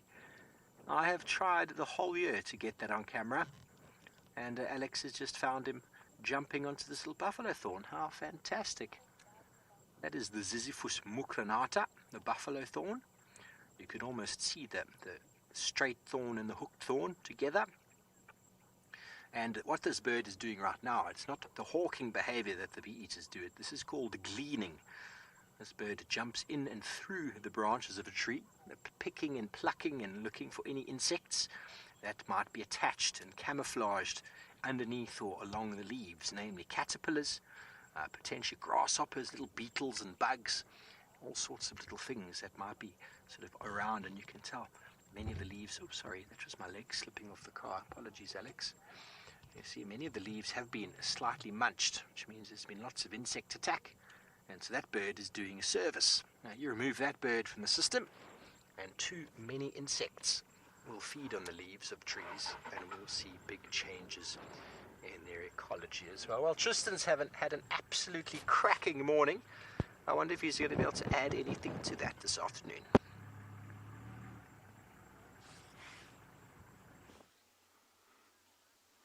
Well, we'll let pictures speak for themselves. Hello, Hook. So we've got Hook and Murray. We were on the trail of Tlalamba too earlier, and we had impalas alarm calling, we had birds alarm calling. Just got to the impalas, they stopped, couldn't find her, and then we got a report that he was coming this direction. And so we came into the area and just scratched around and managed to find him pretty quickly. It wasn't too difficult to find him. He walked on his normal route and is lying in his normal place that he likes to lie in this particular section. So it literally was not even a 5-minute track to find him, which was pretty simple. But you can see he's pretty flat at the moment. The good news, though, is that just beyond the thicket, between where he is and the sort of, what would you call it, eastern side, there's a nice big herd of impalas close by. And what I think he's doing is he's just sleeping and waiting and getting relaxed and taking it easy until it gets a bit darker. And once it gets a little bit darker, then I think we're going to start to see him potentially hunting that herd. He can hear the oxpeckers, he can hear the impalas, and so for him, as long as they're in hearing shot, he can just take it very, very easy and have a little bit of a rest. But what a epic day it's been. Like I say, a little leopard fiesta today, with Tandy and the little one, and now Hook. I'm pretty sure it was Tlalamba that we were following. We had female leopard tracks exactly where those impalas were alarm calling, so pretty sure it was her. Anyway, sounds like Tandy's about to climb the tree, so let's send you back across to Steve.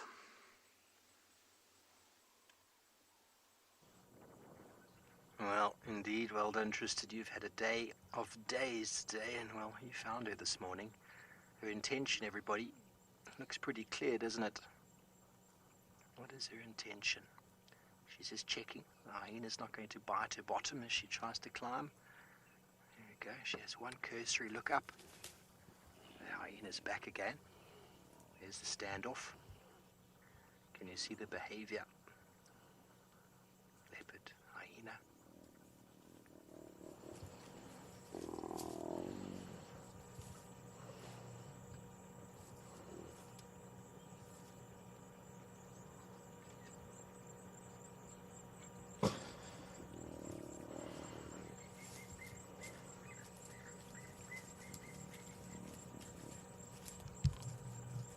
So, Tandy showed Ruben how aggressive she can be.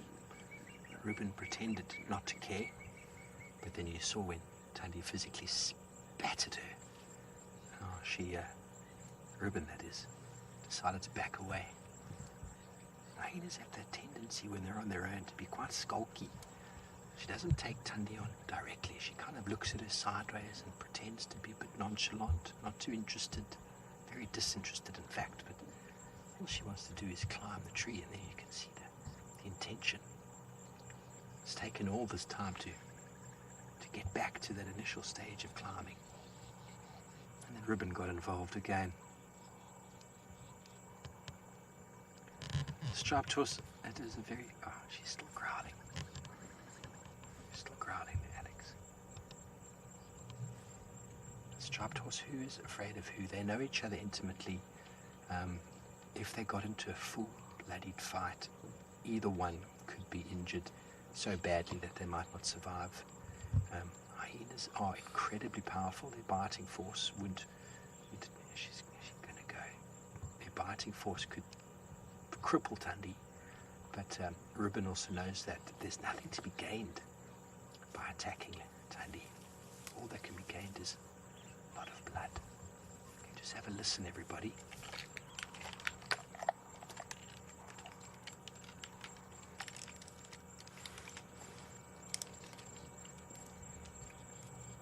Well done.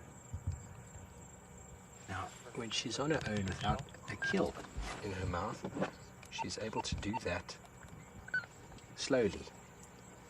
But when she does it with the kill, she's got to physically pull herself up there. She does that first bit as a jump. You saw she did it now. She just sort of staggered up.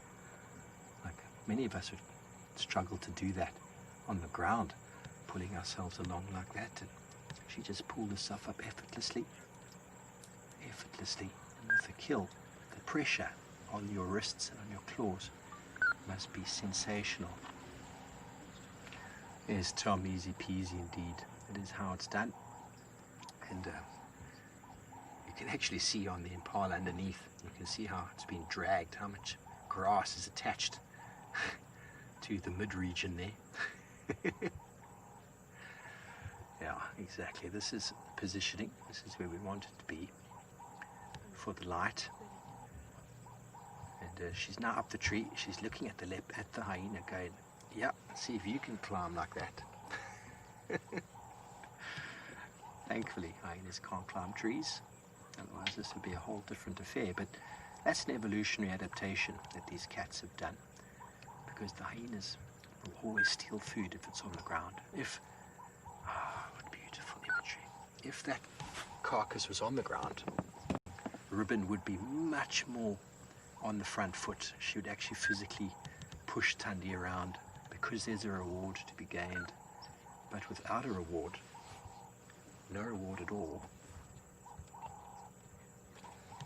it means that there's no point getting involved. All she's going to get from it is basically a bloodied nose, potentially a very bad injury. But if there's meat, the reward is the meat, and these animals are more willing to try or put their life on the line, or at least the injury on the line, for some reward. And that is why leopards hoist the kill, because they cannot afford to confront a hyena on the ground. They know if they don't have a kill, the hyena is very unlikely to attack them. Not like a lion. Lions are known to kill other predators just for the sake of it. Okay, she's prepping.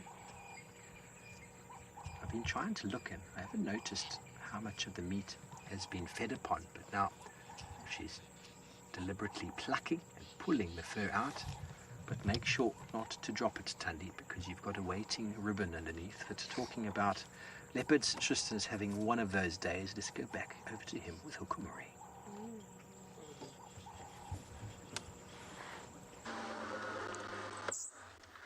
Well, exactly. He does look a little bit on the crazy side, doesn't he? But he is giving us a show. We've heard him soar twice already.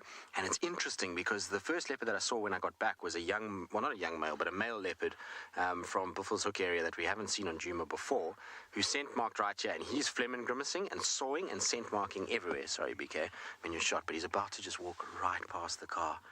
Hello, Hook. Look at that. Oh, my boy.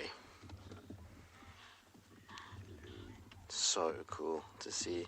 and he is salivating now even. So I think he's a little irritable that there's another boy that's been scent marking here. He literally went to the exact bush that the other one scent marked, and went and just kind of sniffed around, like I say, Fleming Grimace, and now he's salivating once he got there. Now it's going to be interesting to see what he does from here, whether he goes north up towards Buffelshoek or if he goes south deeper into Juma like he normally does. His normal route is southwards. You can hear the impalas are going crazy. I mean, he gave himself away. He just started sawing at them, and then they started to shout. So it's going to be interesting. I think he's going to go straight over the road. Yep. Oh, look at that light, though, on him. Absolutely beautiful. Go on your back legs. Go on your back legs. Come on. Now watch. He's going to push. Yes. That's so cool. I love it when they do that. So he's just scent marking. He's got glands in his face. So they stand up like that and they rub. It's quite a common thing to see with males particularly. See it quite often. I've seen him Willa do it a few times, and obviously him and Tingana too. But it was just that nice height that he was going to have to really reach up and almost hug it in order for it to work. So that was absolutely perfect. All right, let's keep up with him because he's going to lose us quickly in this block otherwise. He's pretty sure he's going to go. It's a little bit, I mean, we've spotted this quite a lot over the last few weeks. There's a mud wallow not far from here. It just for him, really, and Shadulu. And we haven't had any luck yet. But it looks like that. Either that's where he's going to head towards Sydney's Dam. Let's hope he doesn't go Sydney. Sydney's Dam is not great. Come on, give us another saw, boy.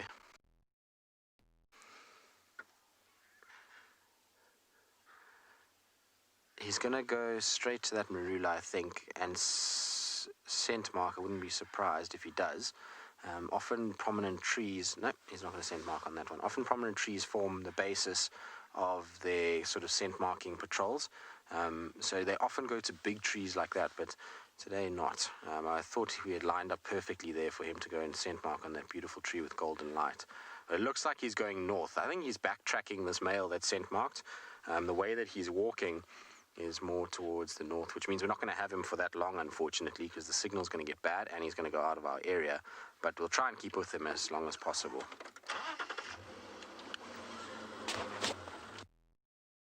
Absolutely in my LMA. In fact, this week has been ridiculous. You know, I was thinking about it today, and we have had the most insane week. You know, to get 2 different lion kills in a week, both warthogs, to get Kuchava and Cub, Tandy and Cub, Hukamuri on a kill, Kalamba, now Hukamuri sawing. The only thing we're really missing is a mating event between our owls. But yeah, hyena den, elephants, it's been pretty full on this week. We've really lucked out. And I mean, this morning was, I suppose for me, the icing on the cake.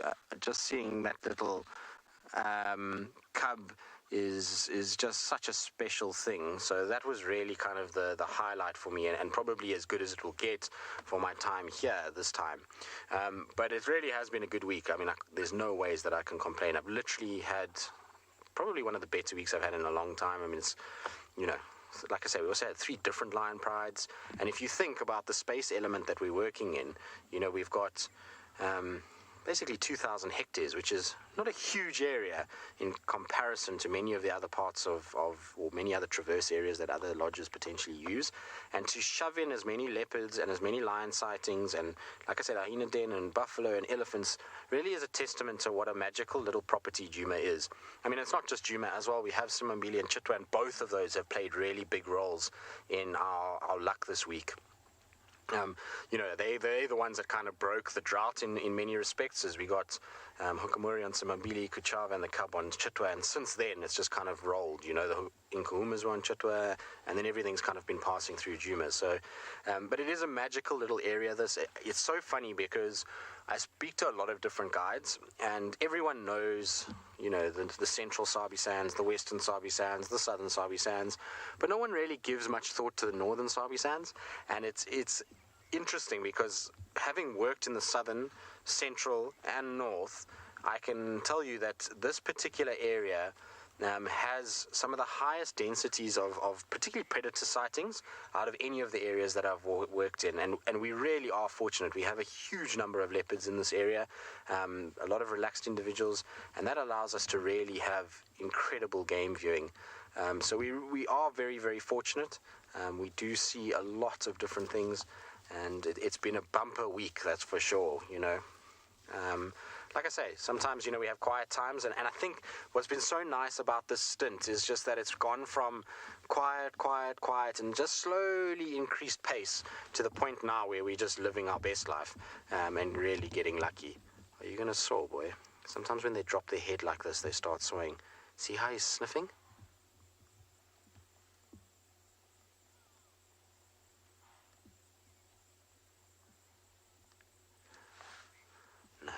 Saw now, but he might scent mark there. Watch if he drops his back legs. There we go. Can you hear him scraping? And off he goes. Sometimes just after the scent mark, they saw.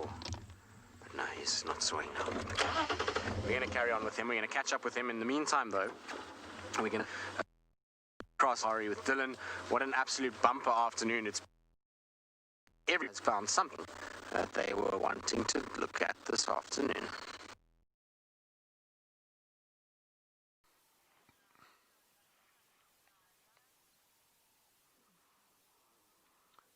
So the one male got up, had a good stretch and moved over to the other male and then lay down again. And then the other one rolled over, had a good stretch as well. But what we're seeing here is a little bit more life, which is really cool. It looks like they are not too full, which could mean that there's a chance, even if it's small, but there's a chance for a hunt later. Classic leopard posture, look at that. Little flick of a tail. I'm loving this light, this backlighting with those grass heads now sticking up.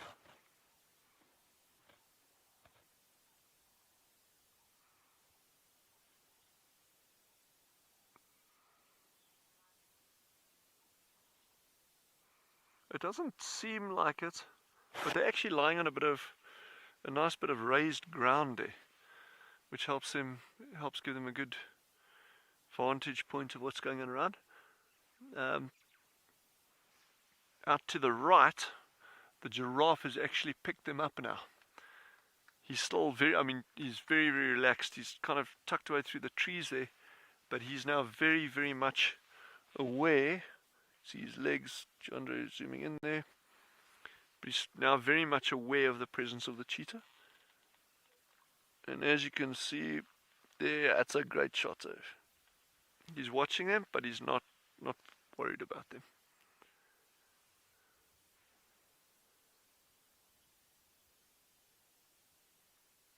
And he'll carry on feeding shortly and move off.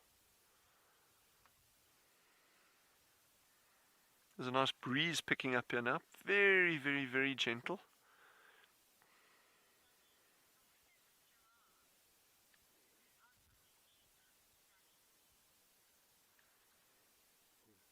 Sammy, please repeat that question. My comms broke up a little bit there.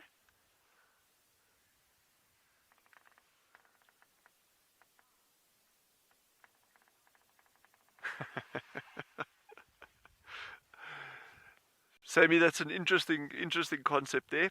I know a giraffe wouldn't be able to outrun a cheetah.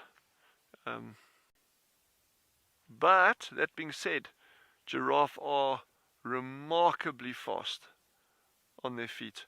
They look pretty ungainly, you know, these big-bodied, long-legged animals, but they can certainly cover ground at an impressive pace.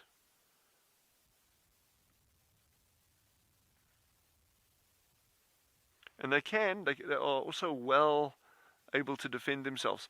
I mean, there's many, many, many cases of lion hunts or hunting attempts on giraffe that didn't go according to plan. And giraffe they've got an incredibly strong kick. So any predator trying to go for a giraffe, you know, needs to know what it's up against.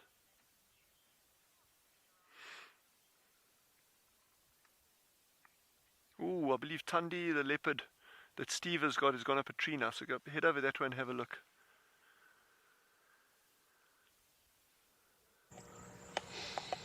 Well, she is indeed. She could be eating off of a giraffe's head right now if it was standing up straight.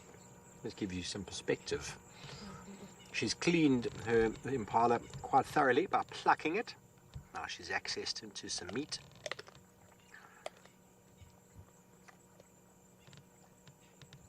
Using her carnassial shear now to cut and sever.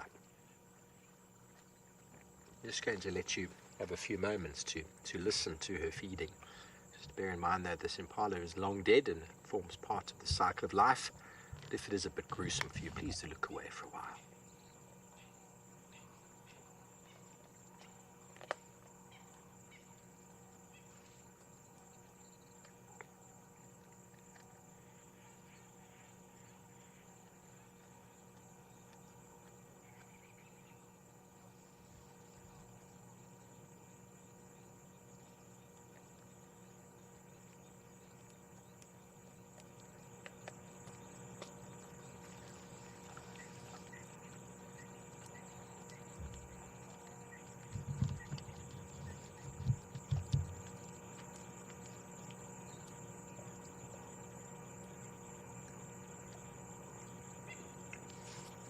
She is definitely going to need a toothpick after that.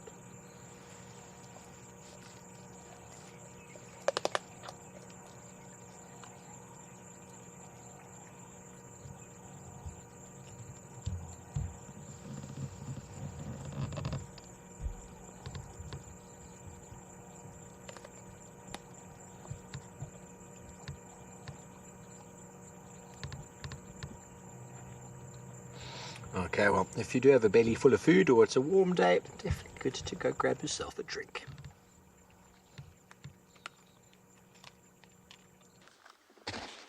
Indeed, Steve, you're very, very, very right. If you have a belly full of food, a drink is always a winning thing to have. And Hukamuri has come to the little pan that I was hoping that we would eventually get him at. How many times have we checked this particular pan? And we've looked and we've looked. And eventually now we've managed to find, well, have a leopard at our pan. Hukamuri has obliged beautifully. And like I say, has just sat on this incredible spot and just kind of came and drank. And it's so pretty watching him walk around in the golden light this afternoon. He's been an absolute treat. Go on your back legs again. This one's a little bit low, so I don't think he will. But he's going to spray. Awesome. Oh, we are winning this afternoon. Well, in fact, the whole day today has been a win in many respects.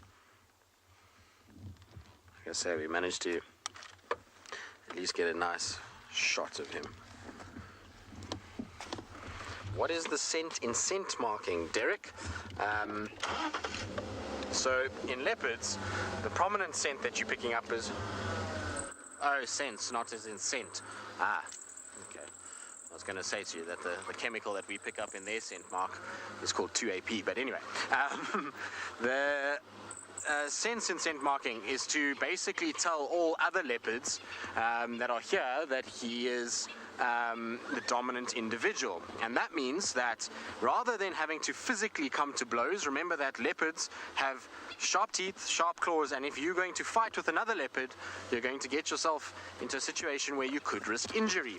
And so scent marking and vocalizing is all part of Terry's set up in order to stop others coming through. You Fleming grimacing, my boy. Is there another leopard in your territory? Yes, it's because you've been neglecting us. You're not allowed to go away so much, then you won't have another leopard in your area. But yes, so basically it's to set up a boundary that is chemical-based, that stops other leopards coming in and challenging him, and him having to risk fighting those leopards in order to keep his territory. So anytime they have to fight is a major risk. Okay, I'm going to try and go around him because he's actually going to go to a really nice termite mound. I had him on the exact same termite mound with James the one time, when James very funny drive that we once had. And, oh, you're coming this way. Sorry, boy, I thought you were going to go on your game path. Your game path, good. You can see his... I'm pretty sure he's good. He likes to sit on that particular mound, so pretty sure. There's another vehicle that's going to join us shortly. I'm just going to speak to them quickly. Yeah, guys, just go forward. He's going to go onto the termite mound in front, so just keep going on the road.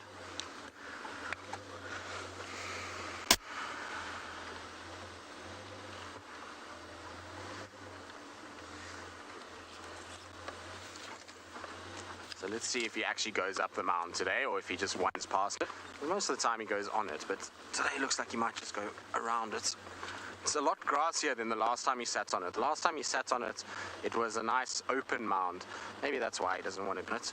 I've seen him twice on this particular mound, but today he's just going straight across, which is pretty cool. He's on his normal route. It's amazing how cats are creatures of habit, particularly this cat. He's going to go through here. There's going to be some termite mounds that he's going to go to where there's often warthogs that he's hunted a few times before, and then from there generally cuts kind of down towards the sort of central parts of Juma. So it's a pretty routine walking pattern. Finding him is pretty easy. If you know that he's crossed recently, you can almost bet that this is the game path he's going to take, those mud wallows where we first found him, and then you just follow. Like I say, you can see the 2-track here from how many times we've followed him through this particular area. So, you know, it's a creature of habit, like I say. Hopefully he doesn't grab the warthog, because otherwise it will be a really, really bad week for warthogs.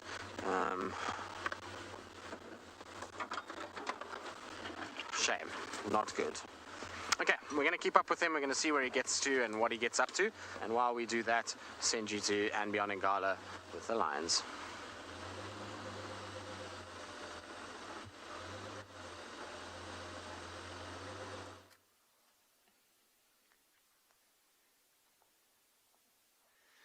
So we came back to the riverbed and we found the pride exactly where they were this morning. But how ridiculous is the game being across all the different properties this afternoon? It is amazing. But we decided, like, while there's still a bit of a golden color in the air, that we'll come down to these lands and see if they're still here. And they haven't moved too far. Just have a look at how peaceful this male is lying down. Like earlier on, the one white female actually came and she played a little bit with his mane, but of course he didn't tolerate it too much and she eventually moved on. But then if we can have a look at this one right here, so that young white male is actually lying down in the middle there.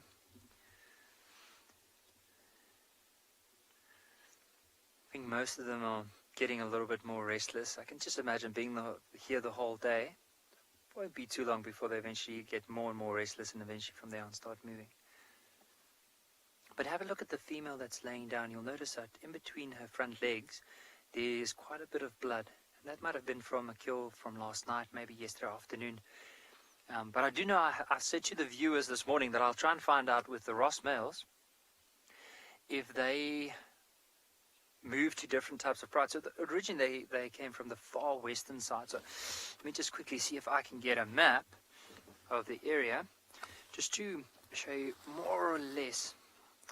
Alright, let me just open it up here. Sorry. Oh, here we go. Alright, so just to show you where we are currently at the moment is we are right over here in the river.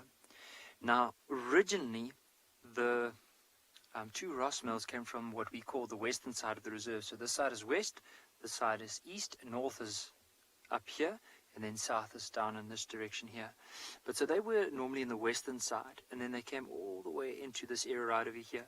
So currently, from what we know, is they move here, so they'll have the Birmingham Pride, the ones that we see here, and then the Birmingham Breakaway Pride. So the Pride of Lions that normally occur in this section right over here. That's where they move to. So based on our knowledge, there's only 2 prides of lions that they move across, and they have been seen and fathered. There are some of the youngsters that are right over here. But just to show you where they are lying down, so that's that one right in front of us here. And then just off, so all three of the males are here, so the two Ross males and then that young male. So the other Ross male is just lying down, probably 10 meters to the left of where this other one is, and then just behind him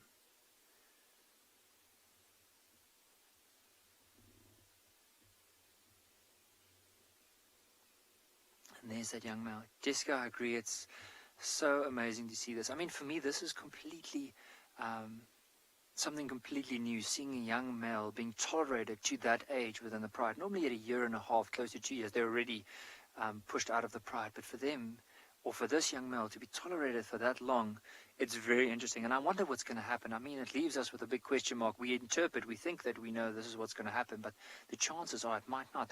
He might eventually join up, form a coalition with these Ross males, or eventually they might move off and he could stick with the pride for a little bit longer, or eventually he'll go and move off and form his own little pride. And then have a look at that young white female in front of us. Now she, according to me, has the most beautiful eyes out of all these lions. And all of them are beautiful, but just look at her. You'll notice her eyes have this bit of a bluish tinge. I just want to grab my Swarovski binoculars and quickly have a look. So when I look at those eyes, it's like a green bluish color, and of course, like close to the very edges, there's a bit of a dark rim around. And of course, she also has even though she is one of the white lions, you'll notice that her coat is pretty dirty at the moment, but just under her eye there's a little white patch, very distinctive for all the lions.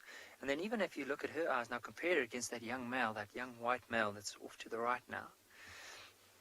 Let's see if we'll be able to have a look at the color of his eyes. But remember, she has like a bluish, greenish type eye, and his eyes are more of a yellow color. Let's see if he works with us. When is he going to turn around? Oh, no, I think he's going. Gina, I agree, it's very much like an aqua. So it's very interesting where that young male went. He basically went and urinated on the other one's paw. But on that note, I think we're going to send you across to Steve. I didn't hear quite clearly the other name. It was breaking up, but I'm sure it's Steve with a leopard.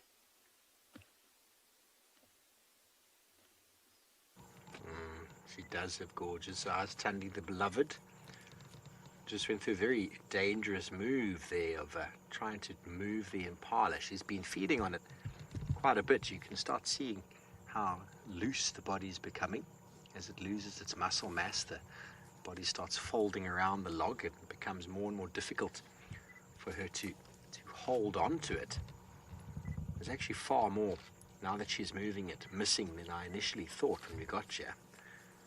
But this is where the experience of a leopardess or big male leopard comes into play. Youngsters very easily slip and drop their kill on the floor. And that's exactly what this hyena ribbon has been waiting for. She's been sitting at the bottom, picking up probably tiny slivers of meat that fall down, and anything that falls down, bone, whatever might slip out of it. And this act right now of trying to reposition the impala, very important thing. But if you've ever had to move a carcass before, and cutting meat off of it, it gets more and more unwieldy and slippery. You see it started to slip there, and if she drops it, it'll be gone.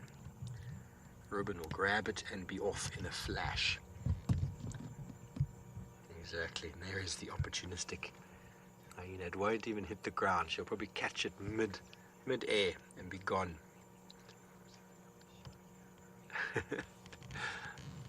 So I've seen it many times with inexperienced leopards getting the kill up there, doing very well, and then it slips and it's gone. Kalashka, age 11, how do we tell our leopards apart?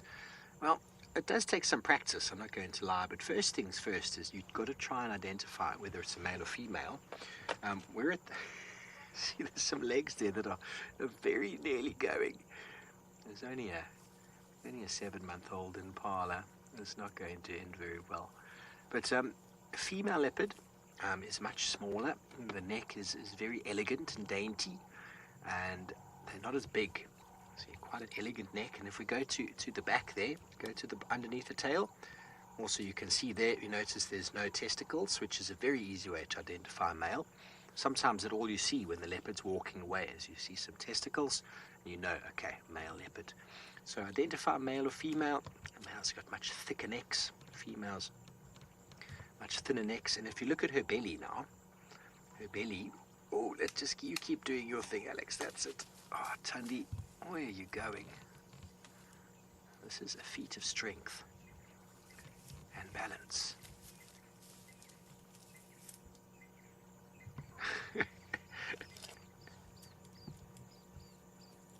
It is a very nice tree. This is the quintessential sighting people come all over the world for.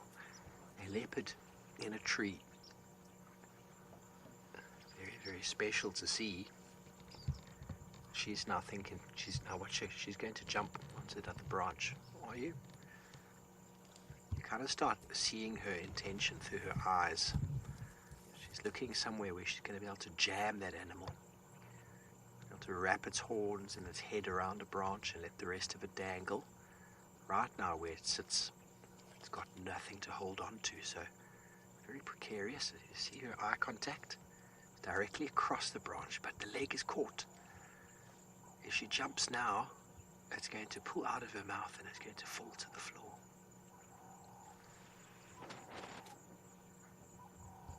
Everybody's on their edge of their seat.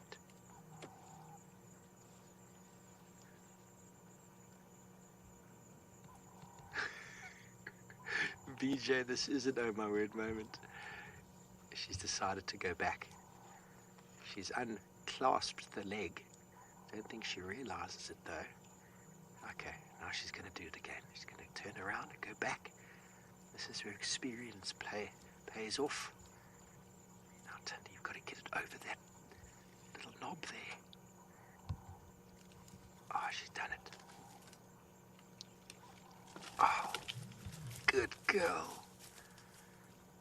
Now that, everybody, is how it's done.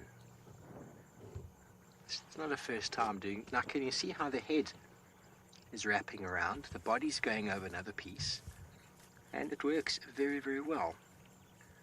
Much better than over one branch. Over one branch, the body's got weight on either side, and the gravity just takes its toll, and it just pulls. But now it's over consecutive branches. The hyena is looking forlornly up the tree, going, "Oh, where is it not coming? Why is it not falling? Please fall from the sky." You can see how much bigger she is than Tandy. She's far bigger.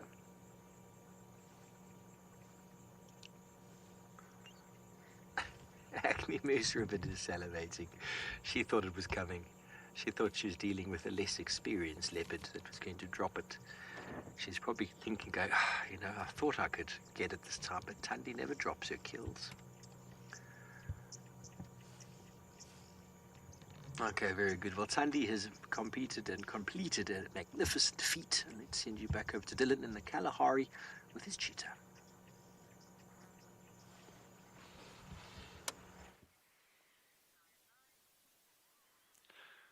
So we're still sitting with this cheetah. They're very, very relaxed. They're not going anywhere, but we're going to stick with them. But in the meantime, I've got some bad news for the guests out there that knew Melanie. Jeandra and I are very broken up about it. But we found Melanie. Well, we didn't. Two of our colleagues found Melanie, and the news was not good. Yeah. They located Melanie on a road, unfortunately. So it seems like she'd actually fallen off the vehicle. But we have a replacement.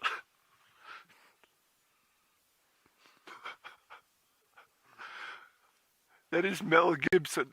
That was the second part that came in.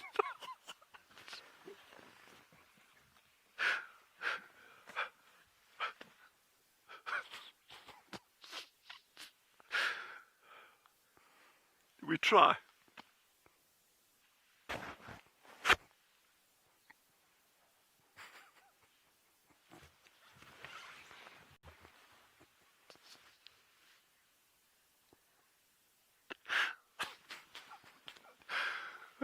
Okay.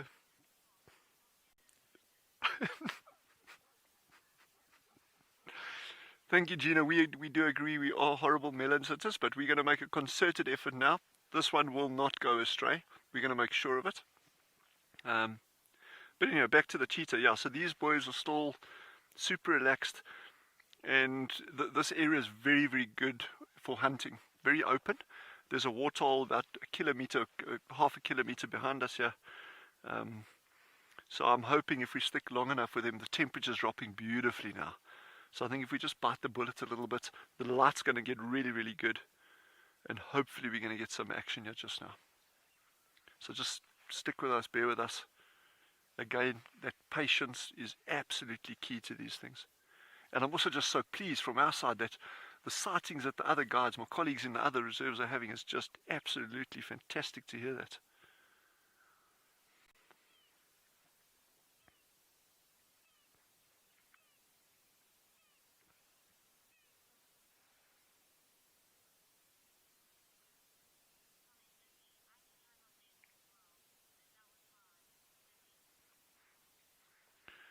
Dizzy, I know that was hard for us too.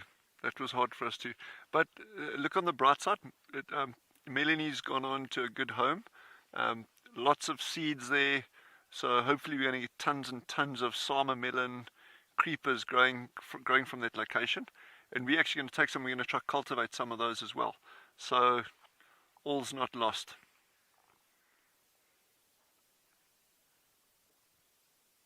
It's actually a very important food source.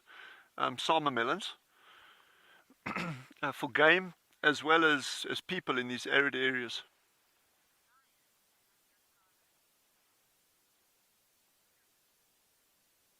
So while these cheetah are doing what they do best for the moment, I think head back over to the lions at Ngala.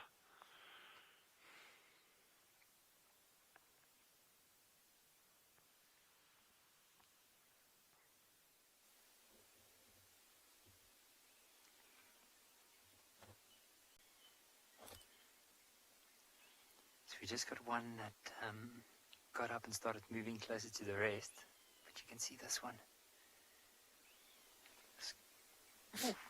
Just a little sneeze. But so this one got a bit irritated with all the flies, so she decided to get up and move a little bit closer to the rest of the pride. So we want to see, we haven't seen the female with the young cubs around, and I wonder if she's still maybe in one of these drainage lines, just waiting, like slowly introducing them to the rest of the pride.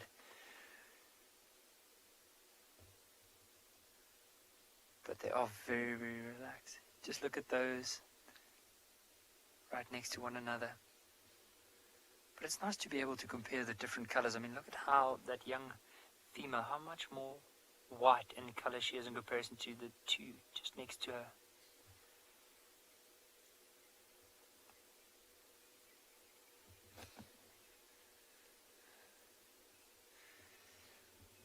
Have a look at this one here, and you see the young white male. So that one that's sitting upright, earlier on he was moving his tail, and it looked like that one tried to catch it. So you just see.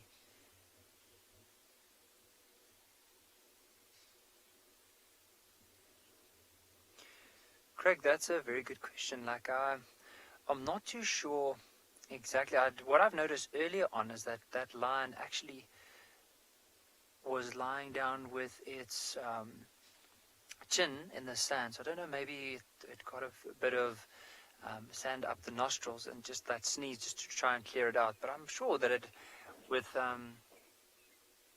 particularly lions, it must be the same as we would sneeze. There's possibly an irritation in the nostrils.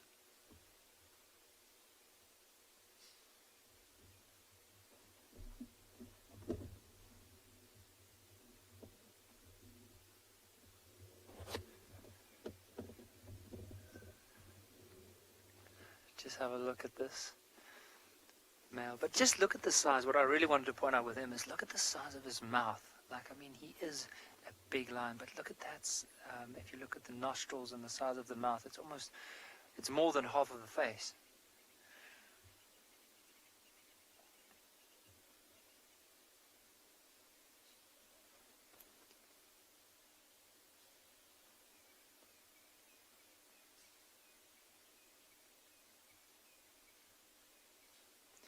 And I'm sure that if they had to stay, there's a good chance they will slowly start pushing them out. Because at the end of the day, it revolves around competition. Because the thing is, with these big males, if they stay with the pride, it puts a lot of pressure on the females in order to try and hunt. And that's why sometimes they would just carry on, and if they can, they'll try and shake this young male off so that he doesn't join with the pride. Because then, if they make a kill, I mean, him alone would probably eat close to 16, 17 kilograms at one go. So that's close to 30 pounds of meat in a go. And I mean, he is capable of eating more than that. And so with the two Ross males with them there's barely going to be any food for the rest of the pride. So I'm sure because of the competition, and also when he becomes more sexually mature, he'll probably try and mate with possibly even his mother, could be mating with his sister, and so because of that, they'll probably just try and push him out of the pride. So if they had to stay here constantly, that's most likely what's going to happen. But then again, we always ask the question, but I mean, until now, they haven't really, they've probably fought with him a few times and will try and get him out, but I mean, until now, they're still tolerating him being this close to the pride. I think if he had to get a bit closer, and maybe even lie down in the middle of them, it could be another story, and they might just start challenging him then. But you can just see he is lying down in the outskirts of where the rest of the pride would be.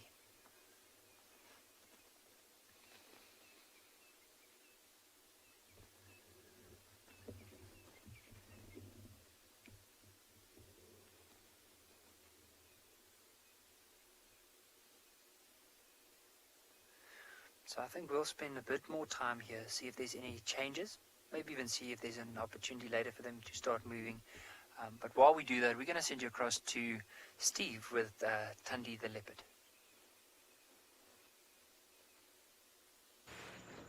leopard. She's definitely taking a break while she was. I've heard of down pillows. I've never heard of impala pillows, but we see it quite often here with our leopards. They tend to sleep on the carcass. She's positioned it so lovely now. You see the position of her legs wrapped around the branch. But it goes to show the opportunistic nature. Her mind, her eyes are still looking in the distance. There are probably a couple of animals moving around that she's looking at and going, ooh, I could hoist another one. Look at that. That intention is very clear, isn't it? Now, we didn't finish our last discussion about how do we tell them apart. Now, the neck is quite slender. Oh, now she's moved her face. Tandy, why did you do that? Why did you do that? But there's whisker patterns on the face, which is a very good way of identifying leopards. It's a very common way of identifying them, but we've gotten so used to what they look like. We actually get to a point where we recognize our leopards very, very specifically by the way that they behave, the way they look at you. Like Hukumuri, for example, that Tristan's with, he's got a one blind eye and he's got scars all over himself. He's very characteristic and he walks around with his tongue hanging out. Now, the Duke of Juma is a very big leopard. His skin's a little bit sort of droopy, but the general way is just a vehicle starting up in the sight and moving out. I'm just going to move forward slightly and we'll see if we can get her spot pattern on her face to try and compare and show you exactly what I'm talking about.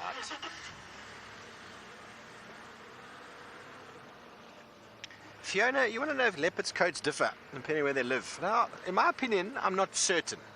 I don't think leopards get shaggier depending on where they are, but obviously snow leopards have got much, they're a different species, but it's not going to help, is it, Alex? She's gone and hidden behind the branch, Fiona, so I'm going to get to your question in a second. But the coat, there might be slight changes in coloration, but the leopard Pantheropardus, there we go, Alex, you can probably get a nose now. Pantheropardus, which is this leopard, is the same species you find all over southern Africa and into the north. and there are slight changes, but their spots and the texture to the coat, in my opinion, from my experience, is the same. But every leopard has got unique spot pattern and spots on the body. Each of those rosettes is different. Let me see if we can get into her face there, Alex. Thanks, man. There we go. Can you see just behind her nose, there's a few spots there going in a line. Now, not the middle ones, but the ones on the top. There's two. So directly behind her nose, there's two spots, which is actually three spots, if you look closely. And on the other side, she's also got some spots there. So we talk about that as being a spot pattern, and her daughter has got the same spot pattern as her. But if you look at her left ear, look at how jaggedy her ear is. It's got notches in it. It's missing pieces. That's another way of identifying. So when you find Tlalamba for the first time, you often think, the first time you see her, you think, oh, this is Tandy. But she's a much younger version of Tandy. And her ears are clean, as I call it. They don't have the jagged edges. And also when you see Tandy, sometimes she's got suckle marks on her belly. So there's many characteristic features that you look out for. But I can tell you with certainty, many people misidentify leopards. Many of them do. And we've got quite a panel of experts that watch this show and have for many years that have got screenshots of every leopard around, and some of them can identify our leopards walking away by the spot patterns on their bottom. So each is unique, and if you have the necessary sort of information with you, it's very easy to identify these cats. But we've learned just through experience each individual leopard. How full her belly is there. It's all squashed up.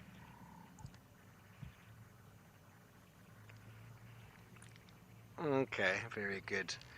Well, we're going to stay with Tandy, see if she gets up to anything from her perch. In the meantime, sending you once again back over to Tswalu.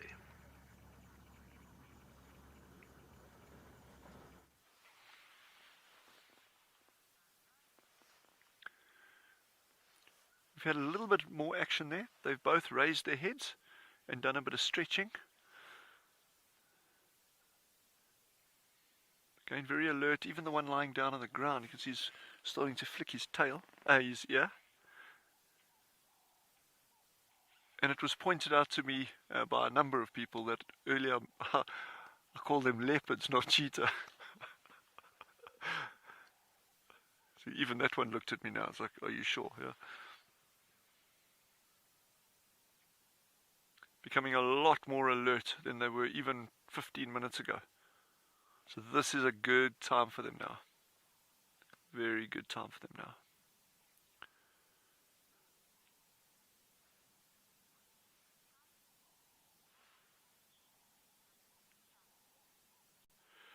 Strike Force, Jandra and I were chatting about that. Typically every 3 to 4 days, and these cats actually ate 4 days ago now that we know of. So they are absolutely on the money for hunting this evening or this afternoon. But because they are capable of not just taking larger prey, they can take small things. They can take hares, spring hares, steenbok, things like that. So it could even be that they catch very small items in between that could tide them over for longer. But at Tswalu, you're certainly looking at an average of about 3 to 4 days between kills. Predators are opportunists, and the thing to bear in mind there that even an animal, even a cat that is full, whether it's a lion, a leopard, a cheetah, a house cat, a African wildcat, anything, even if they're full, if an opportunity presents itself that enables them to have at least a good chance at making a kill, they'll take it. So, oh, look at that magnificent lights on them. Soft, beautiful backlight. Very alert now. It's almost like he's hearing something up there. They're definitely on the alert now, or at least the one is.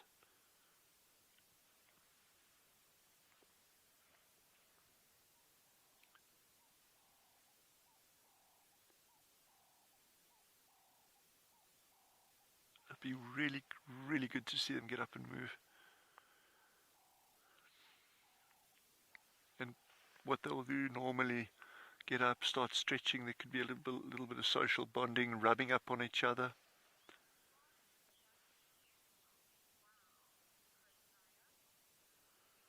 Ghost Rider, Tswalu is one of the most beautiful places I've ever seen.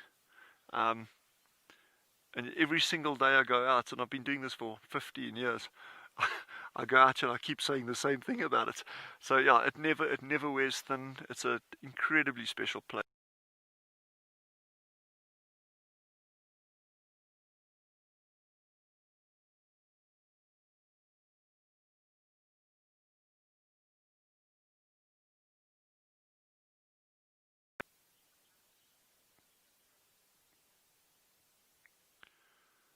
So let's head over to the leopards in Juma, which also don't get old.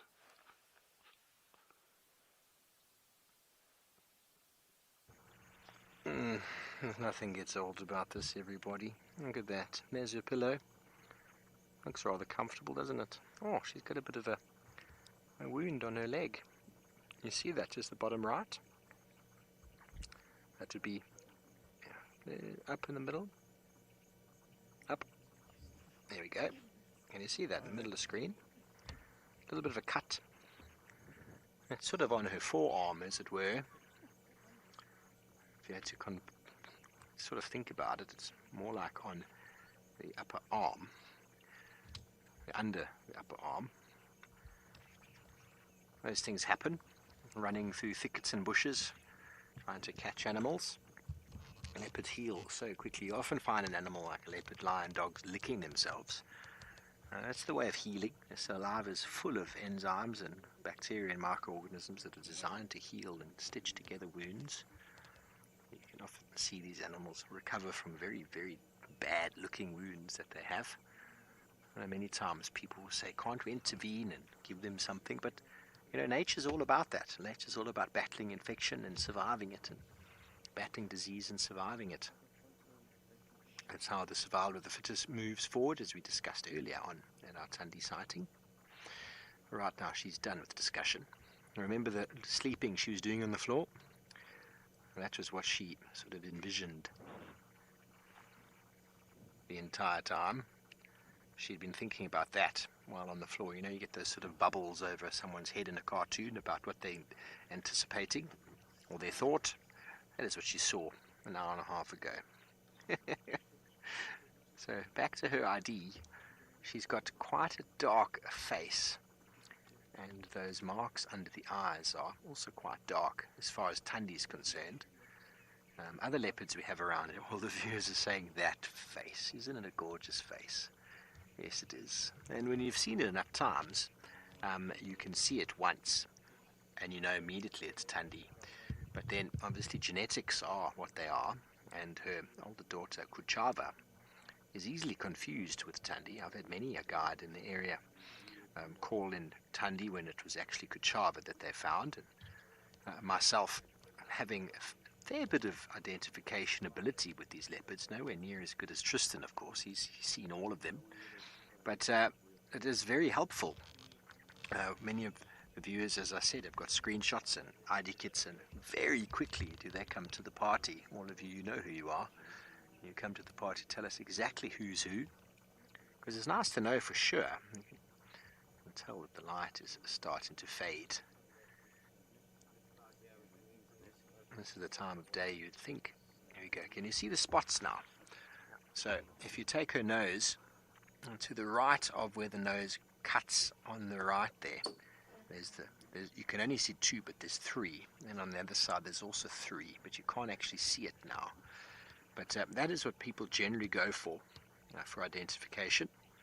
It's not a hard and fast answer, because you get many leopards will have a 3-3 pattern, but often what we go for as well, because these are very territorial animals, you're not going to find a female leopard in the territory of another unless it's a dispersing female. So if it's a young female, you can expect to find it quite far away, not very far away, but a little bit further away from her natal territory. She'll probably or most likely return, but a territorial female leopard will always stay in and around her territory, their territories being far smaller than that of males.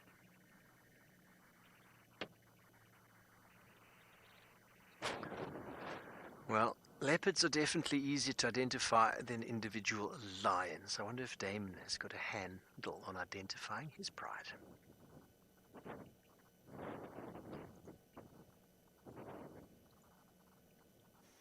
Yo, if they roar.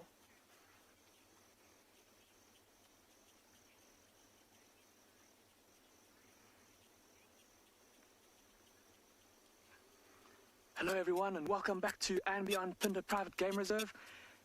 Have a look at what's just happened. We've been sitting with this big male lion and suddenly a second one has appeared from the bushes.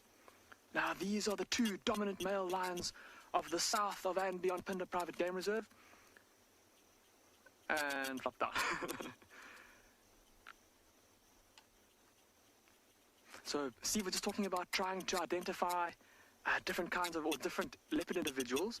And although it's now very tough to see, I don't know if you managed to just catch a glimpse of the male on the left-hand side. As his head hit the ground, you might have just been able to see his right eye. And he's got a big slit from what he's been in. Potentially with his brother over food, or potentially with another male over territory. And as I said, these are the two dominant males of the south of our reserve. The fathers of those subadults that we saw a little bit earlier. And this. Kerry, you're saying that it looks absolutely stunning. I completely agree with you, Kerry. And I got so excited when we came around the corner and saw this male lion earlier. It's one of my favorite creatures to spend time with. There's a big male lion. Two even better. Look how they're lying with their backs together. Just shows the strong bond that these two males have. Two brothers that would have grown up in the same litter.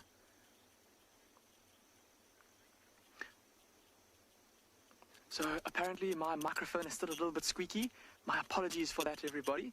But I hope that these male lions and their magnificence makes up for it a little bit. So see this male on the right, just lifting his head, and now resting with his chin on his chest. Almost looks like an old man resting with his chin on a big beard. And like I said, these are the two dominant males in this area, and they have an absolutely massive territory that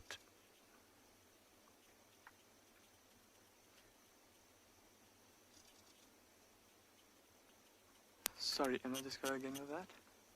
I was just going to say, so these two big male lions that are going to be out on their territorial patrol tonight, and they'll have a lot of ground to cover to keep sure, or make sure, that there aren't any other male lions that are intruding into their territory. So a lot of you saying that they look very healthy and that their manes look big and full. Absolutely. Like I said earlier, these are two males in the prime of their life.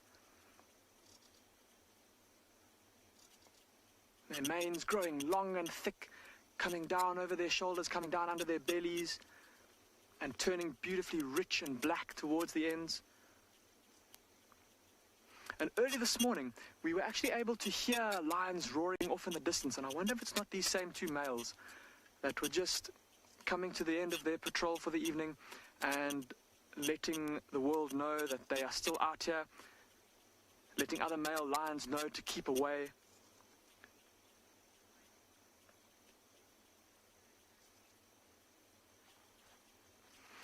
I think we're going to see if these male lions get up to anything further from here. If they don't, we're going to go and see what that pride of lions that we had earlier on is up to. But in the meantime, we'll send you across to even more lions at Ngala with Nikki.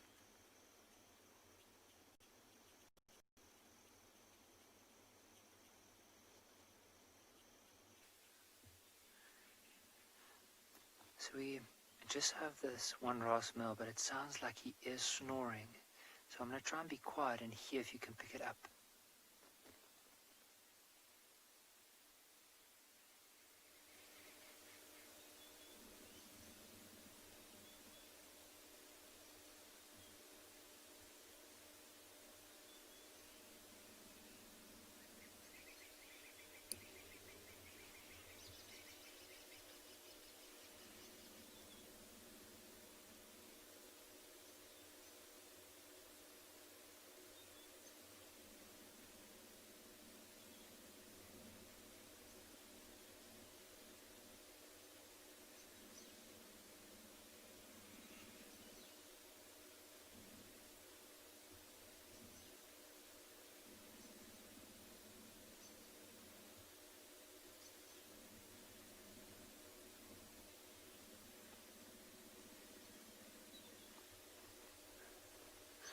Lol, I do agree with you. Like, if you look at his like lower jaw as well, you'll see the way that every time he's snoring and he pulls in like quite a bit of air, you can just see the way that his nostrils and his mouth is moving. But so relaxed.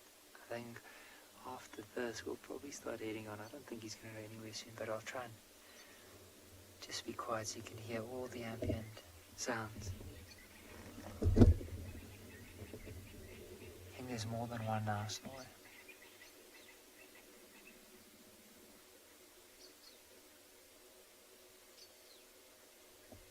So this definitely reminds me a lot on, look at that.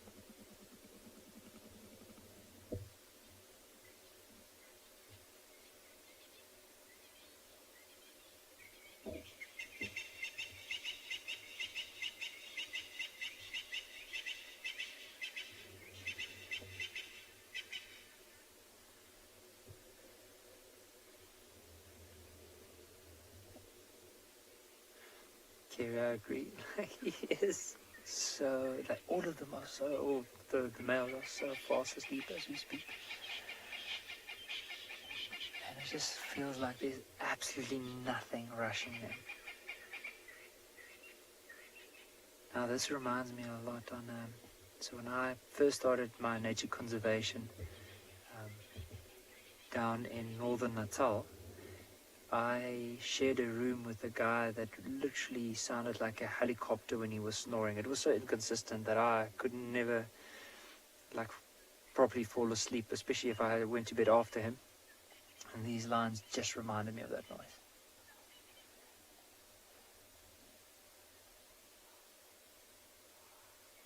Also, and if you go a little bit right, look at how this one has just positioned her chin on top of the other one's back. A little bit more comfortable.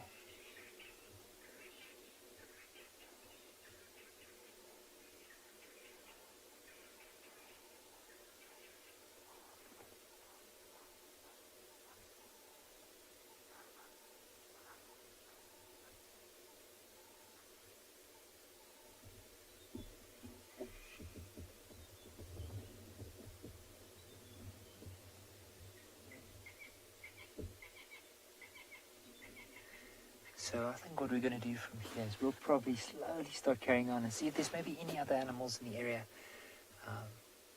And I think while we do that, let's send you across to Steve with that leopard.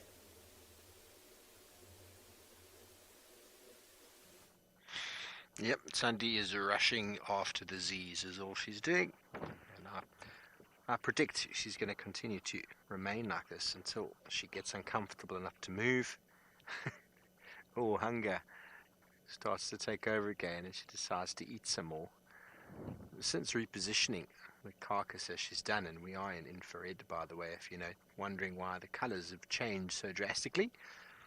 Those of you unaware, infrared allows us to film in almost complete, well, in dark conditions, complete dark conditions, where it's better for the animals. We can watch animals behave in their natural behaviour without lights. Tandy's not too bothered with much at the moment. But if she does get hungry, she'll feed some more. And what I was saying is that the hyena decided, okay, well, Tandy's repositioned her carcass in a very, very clever manner. And they've worked out the maths and realized she's not going to be dropping it anytime soon. Where it was before, though, the probability was quite high. They were anticipating a little bit of a reward.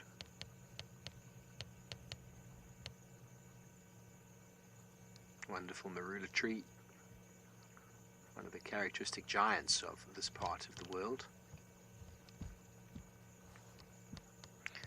Valkyrie, I think a cub could climb a tree. I don't know if it would be able to get up as high as Tandy is right now, but they are amazing little creatures, little cats, little baby cats as well. They really are able to climb, but as we all know, the famous adage of cats being caught up in trees, it's not the process of going up that's the difficult part, it's the getting down.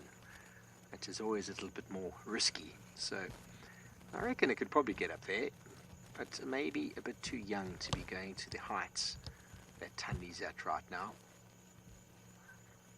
But not long. Not long until it's tearing around in that tree. They are very agile climbers. It's not just to get up and eat food that they need to climb. Their safety depends on it, and as soon as that cub can climb efficiently, it will be doing so as to avoid all the other competition that's lurking around on the ground. So while you are asleep up in a tree like that and comfortable, there's very little that can cause you any harm.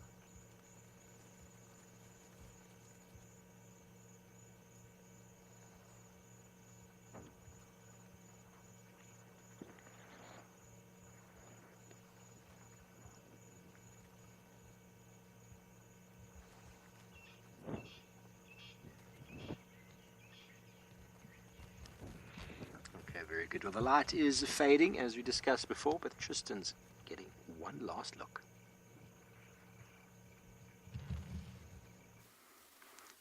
Well, we don't have Hukamuri. Unfortunately, we lost him. We were sent the wrong direction by someone who doesn't know the property and then didn't know where they were, and he's gone. But we do have a civet walking down the road, which is pretty cool.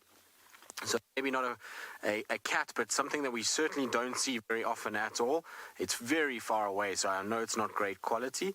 Is it a civet? It certainly looks civet. It was behaving like one. It was quite shy and skittish. That's why I'm so far away from it at the moment. Try and just help BK with a bit of light just to help the kind of view of it. Let's try and see if we can get a little bit closer.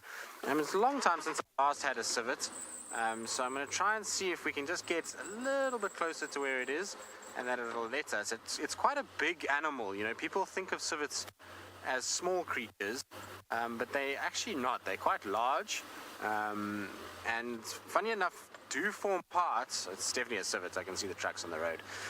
Do form parts of a leopard's food chain. So if Hukamuri, let's say hypothetically, would come along and would see that, he most definitely would try and hunt it. But isn't that cool? It's not a bad view of a civet. I mean, it seems fairly relaxed. I wonder if this is dam camp civet or camp civet, because we have a civet that runs around our camp all the time, and I wonder if maybe that's why it's so chilled with us following it. Let's try and get a little bit closer while it's scent marks. It's always a good time when an animal's mid-poo. It's a good time to catch up with them because they can't get it up quick enough, and so they sit still, which is always a nice thing. So somebody's calling me on the radio. Johan, there's no luck. The guy's lost him. We don't know where he's gone.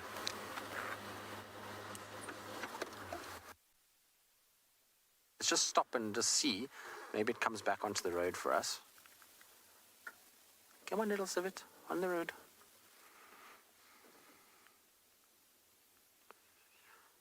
Butterfly, they are big animals. Everyone always thinks that they're these tiny little things the size of a genet. They're not. They're big animals, but it is a big civet, that's for sure.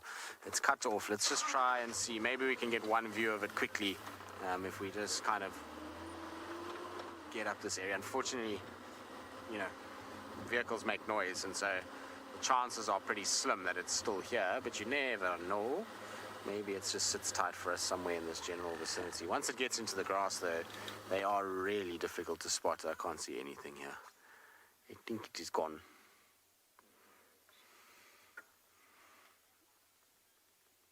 That was awesome. Very, very cool. Linda, you saying it now for a last minute honey badger? I mean, you know, why not? Why not throw it out there? I was going to say we would just throw out anything at this stage because it seems like our luck has been really good this week. So who knows? Okay, I'm going to just see if I'm going to do one little loop again for Hukamuri and see if I can find him. In the meantime, though, let's send you back to Tswalu Kalahari with their cheetah.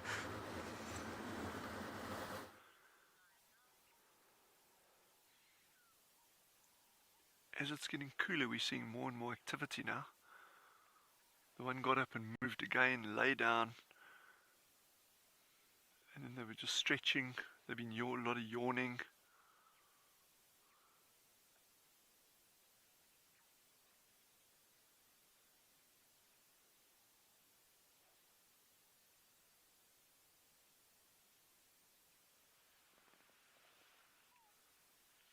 That's sweet, eh? Yes, that's cute. Big scary cat.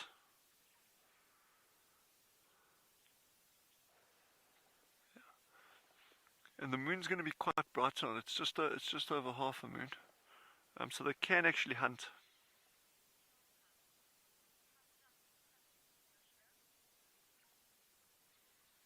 Anushka, that's an interesting question. Why do they always have their tails tucked up, if I heard correctly?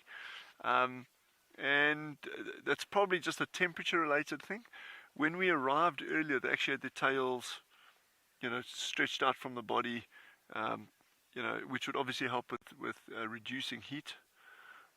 But now, as it gets cooler, like a house cat or a dog, just with a tail wrapped around the side of the body, helps conserve body temperature.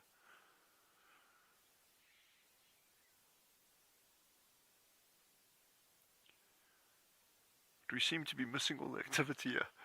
As we go off and they get up and they do something. I think they've got their timing spot on here. Nature certainly has a sense of humor, especially when it comes to me.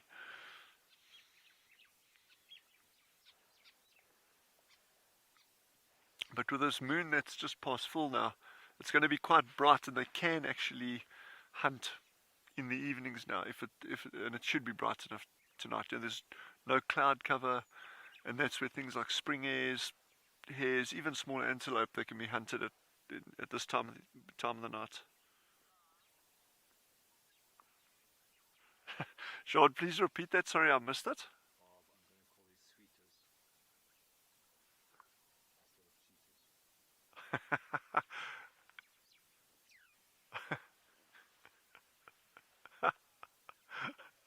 Bob, that's a very good play on words there. Sweeters, not cheetahs. The sweeter cheetah.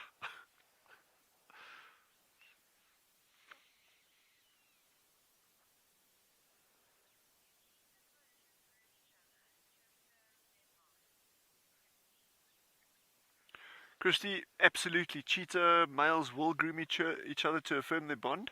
That's a very, very, very important part of social bonding there. Any of that physical contact between them just helps, and there's different reasons for that. And I think one of the big things there is that just that transfer of scent, and then also that there's that, but then also the touch part is very, very important. Yeah, still good, still strong, still healthy. We win this together. That's very, very important.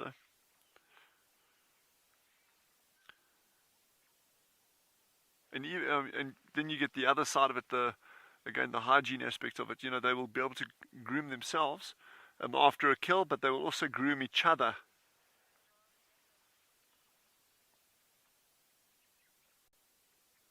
So we're losing Lacha very rapidly now.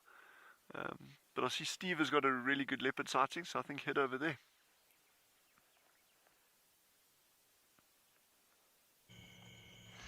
Thanks, Dylan. Well, it has been an incredible afternoon of leopards for us here on Juma, that's for sure. Obviously, Tandy's not being as active as we'd like her to, but that's the way it works, everybody. You go on live safari, it's not like watching the documentaries on TV. It's all action, action, action. To be honest, though, we've had some wonderful moments today. Tandy and her cub, just talk about this afternoon. And Tandy standing off to a hyena twice, and then climbing the tree, and then repositioning her impala. In my opinion, there's some wonderful sightings. And just a glimpse into the life of this beautiful leopard. Alex is being very creative now, showing you her legs draped over the branch. Impala lifeless. Heavy breathing as the full belly pushes on the diaphragm, causes the breathing to look heavy because it's so shallow. And she's now tucked herself in as the temperature has dropped slightly. Her feet are giving off a bit of heat, and so does her nose. So by tucking in her nose like that, it's sort of that first thing you do as you start getting cold. You just tuck yourself in a bit.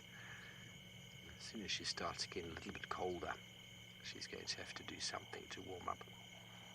The nose warmer will be good. She's got one. It's called this Impala. Although the body heat of this Impala has long since dissipated and is slowly deteriorating with that of the atmospheric temperature around us. I've been down in the Hogsback Mountains the last few months where it's been a lot fresher than it is here where we stand. So I've come prepared for cold winter, and so far it has been pretty warm. That is Lowveld for you though. This part of the world is normally quite warm in comparison to other parts of the country. But the winters do get chilly here in comparison to the winters. Sorry, you broke up there a little bit, Emma. Matt wanted to know something about the cub.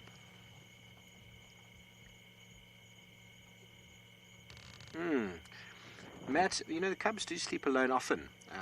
You know, with small animals, babies, they go through sleeping and being awake, sleeping, being awake. So even if mum's away for a few hours, it probably has moments of sleeping while she's away. But, you know, as with all cats, they never really sleep very deeply. But it's possible she might feed a bit more and then go back to it. But you really don't know. You can't tell. Tandy's a very experienced mum, but she does leave cubs for a day, sometimes just for a few hours. It all depends on what's going on. She might be building up her attention or her energy, because going back to a cub, although we didn't see it earlier, cubs are, when they want milk, they get very demanding, and they don't leave mum alone. So she's catching up on some sleep, because when she goes down to see the cub, there's going to be no rest. As with any mom out there, you know, if you've got kids when they're very, very small, and they have absolutely no consideration for your tiredness or your welfare, and it's all me, me, me. That's the same with little leopard and lion cubs. They want attention, they want to be groomed, they want to suckle, and then when mum wants a nap, they want to bite on the ear and on the tail, and those teeth and the claws are very, very sharp. So the amount of times you've seen Tandy with her cubs, spending time with them, and how frustrated she gets with them, it is always an amazing thing to see. Anyway, we'll send you back up to Ngala with Nicky, who's left his lions, and no doubt he's heading home for some dinner.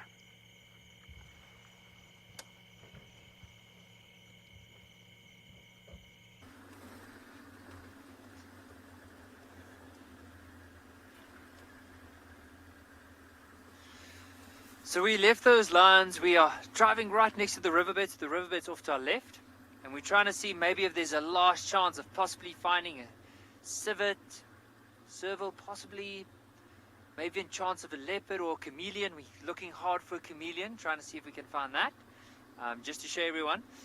But I think if we don't see anything pretty soon, we'll probably be back at the camp and not too long from now. But what an amazing afternoon. I mean, we were so lucky across all the beautiful reserves and concessions to see quite a lot this afternoon and also this morning. So I'm super excited. Oh, there was a little scrub here. Oh, let me just switch off the lights. I think he's right in front of the road, so I don't know if we'll be able to see him. Just want to make sure that he's right in front of us there. Yeah. Here he goes.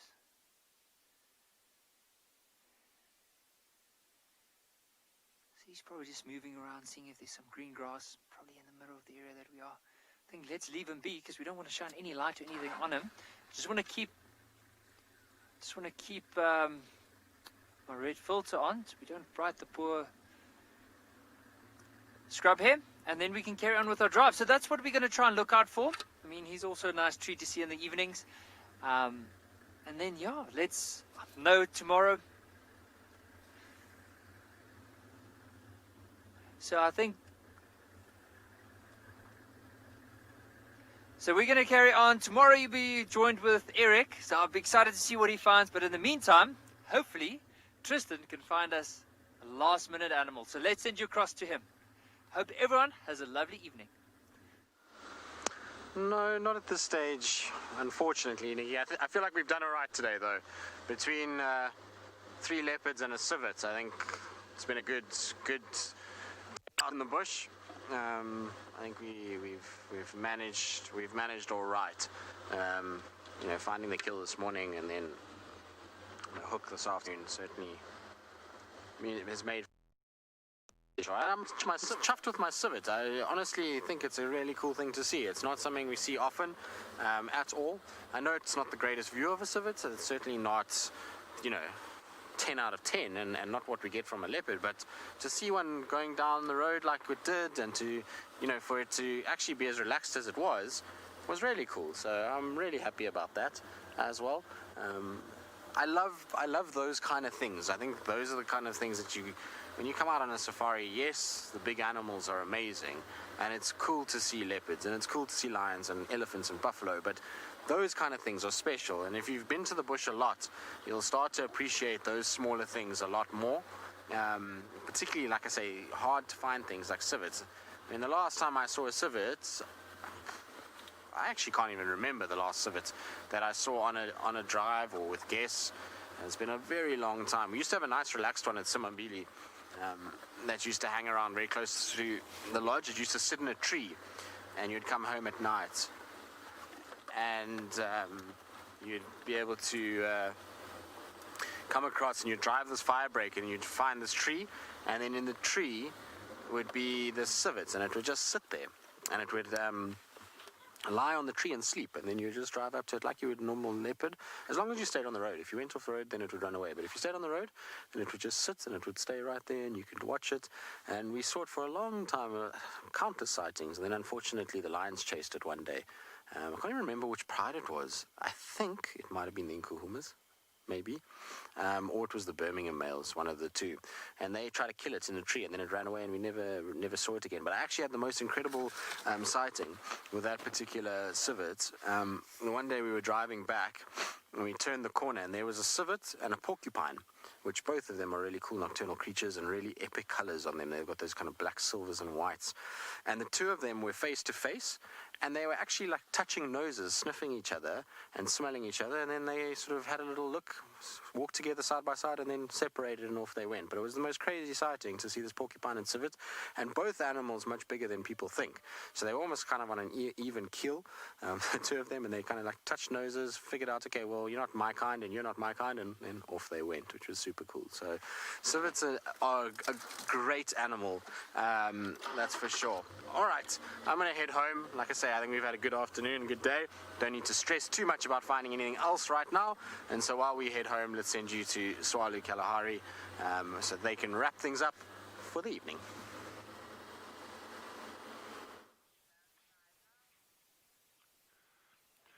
So sometimes these long waits pay off, and it's always amazing seeing animals regardless of how big or how small they are. But of course there is always that anticipation of maybe seeing some action. So apart from their normal behavior of stretching and grooming and yawning and sleeping, they haven't done much. But it's still good just sitting with them, and yeah, that's where you start seeing all the fun stuff, and that's well, for me, fun at least anyway. You know, watching cheetah doing this is part of their behavior, part and parcel of what they do.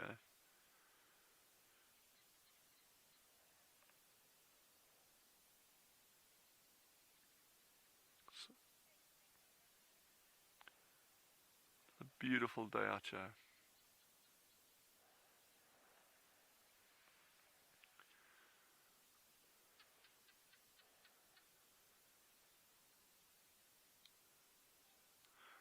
Well, we've had an amazing day with you, and I'm so glad that you could all join us. We all say good night until tomorrow, and Mel Gibson also says good night.